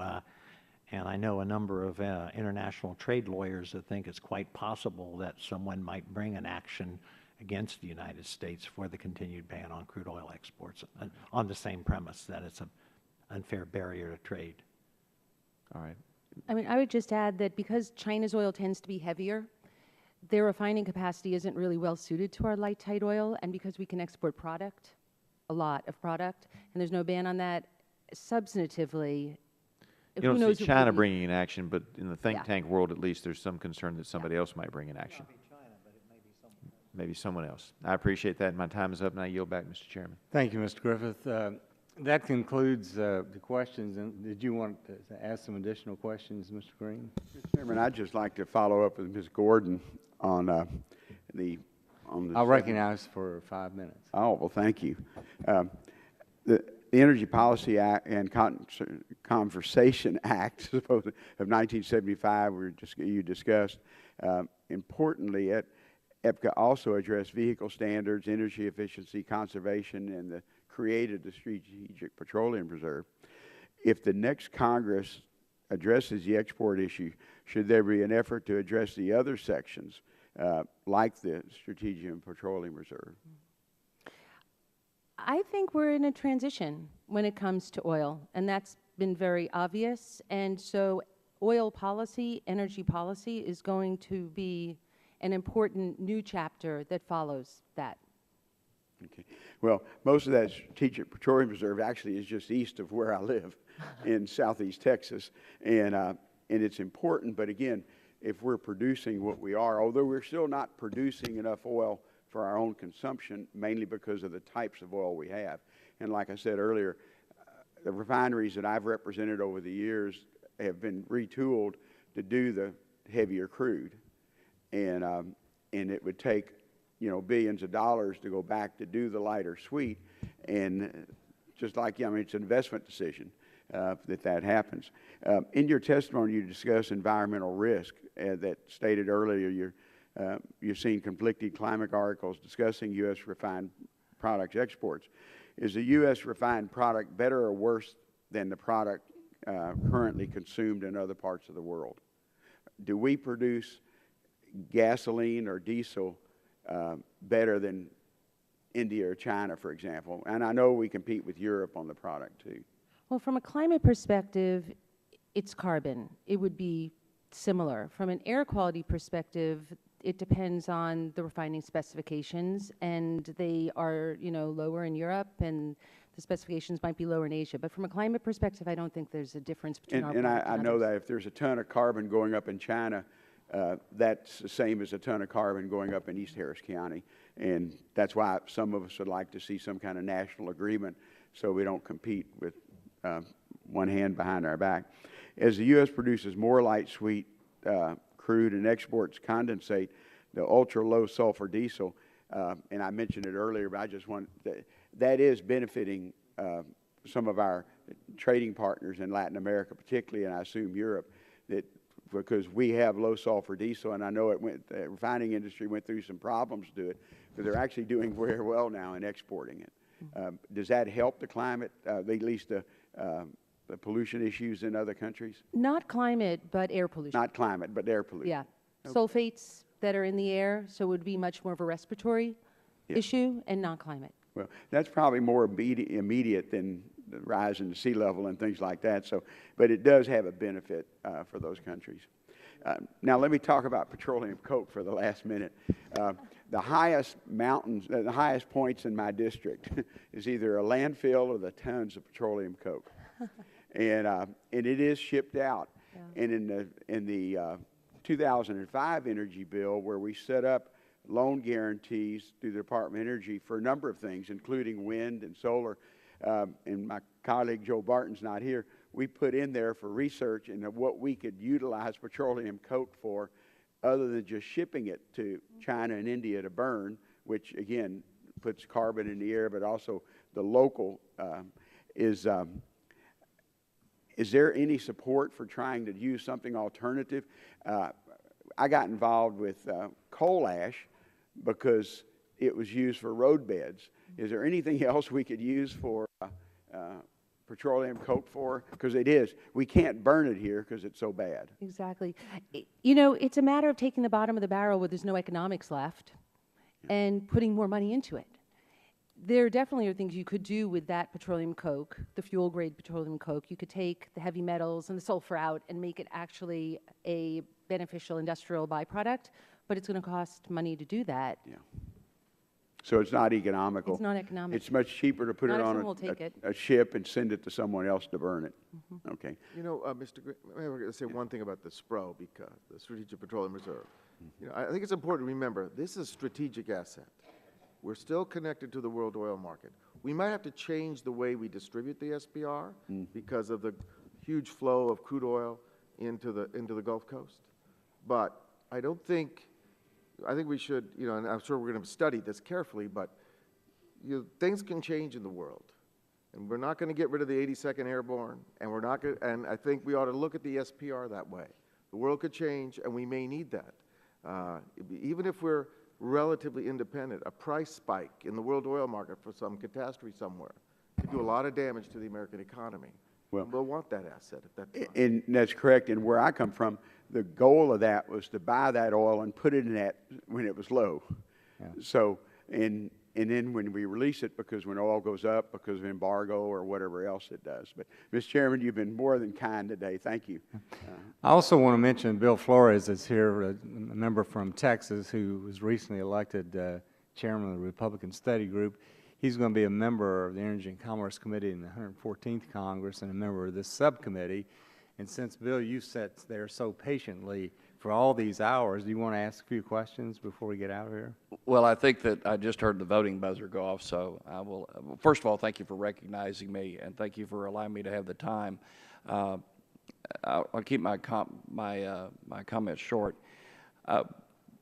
One of you, more than one of you in the panel talked about the cumbersomeness of having federal policy trying to interfere with free markets. And I think that's something that we on this side of the room need to always remember, that any time that we try to violate the laws of economics, it's like violating the laws of physics. And you can think about gravity as an example. The more you violate the laws of gravity, the harder the impact at the end. And that was one of the first things that my economics instructor taught me back when I was in college. And so I think that we on our side, again, need to be constantly reminded that the free market works best when it lets when the federal government doesn't have too heavy a hand. There was some conversation in here about the transparency related to the oil markets, and I would vigorously disagree with those comments because of this. If you say there's no transparency, that means that the buyers and sellers that are out there taking this oil and refining it know nothing about it. And that's not the case. That oil is being moved around, it's being bought and sold and refined and put into finished product and being sold to an end user and being consumed. And so to say that there's no transparency in the market is just false, because buyers and sellers are out there, they're happy with the level of information that they have. If they weren't, then there would be no trading. There would be no commerce in those products. And so I would not like the panel to get too affixed to those comments, because they just are not true. And with that, I yield back, Mr. Chairman, and thank you. I hope everybody happy holidays and Merry Christmas. Mr. Chairman, I really ask for unanimous consent to allow Ms. Gordon to respond to that, because without objection, go ahead. There's certainly some transparency in the market. I mean, it's working, but I think the best example of why there isn't enough information in the market is the explosiveness of the rail cars taking Bakken oil. The market really didn't know the composition of that oil, and the equipment wasn't really designed to deal with that oil, so I think that we're seeing physical manifestations of the fact that there isn't enough transparency in this market. Did you want to ask for unanimous consent? Yeah, Mr. Chairman, I also want to ask for unanimous consent that this report from the, or paper from the United Steelworkers, that it be included into the record. And also I have here an article from Mr. Mason Inman on entitled "The Fracking Fallacy." I'd like for that to be included into the record. These will be included in the record, and then also would like to put in the record letters from the American Petroleum Institute, the American Fuel and Petrochemical Manufacturers, and the Diesel Technology Forum, without objection.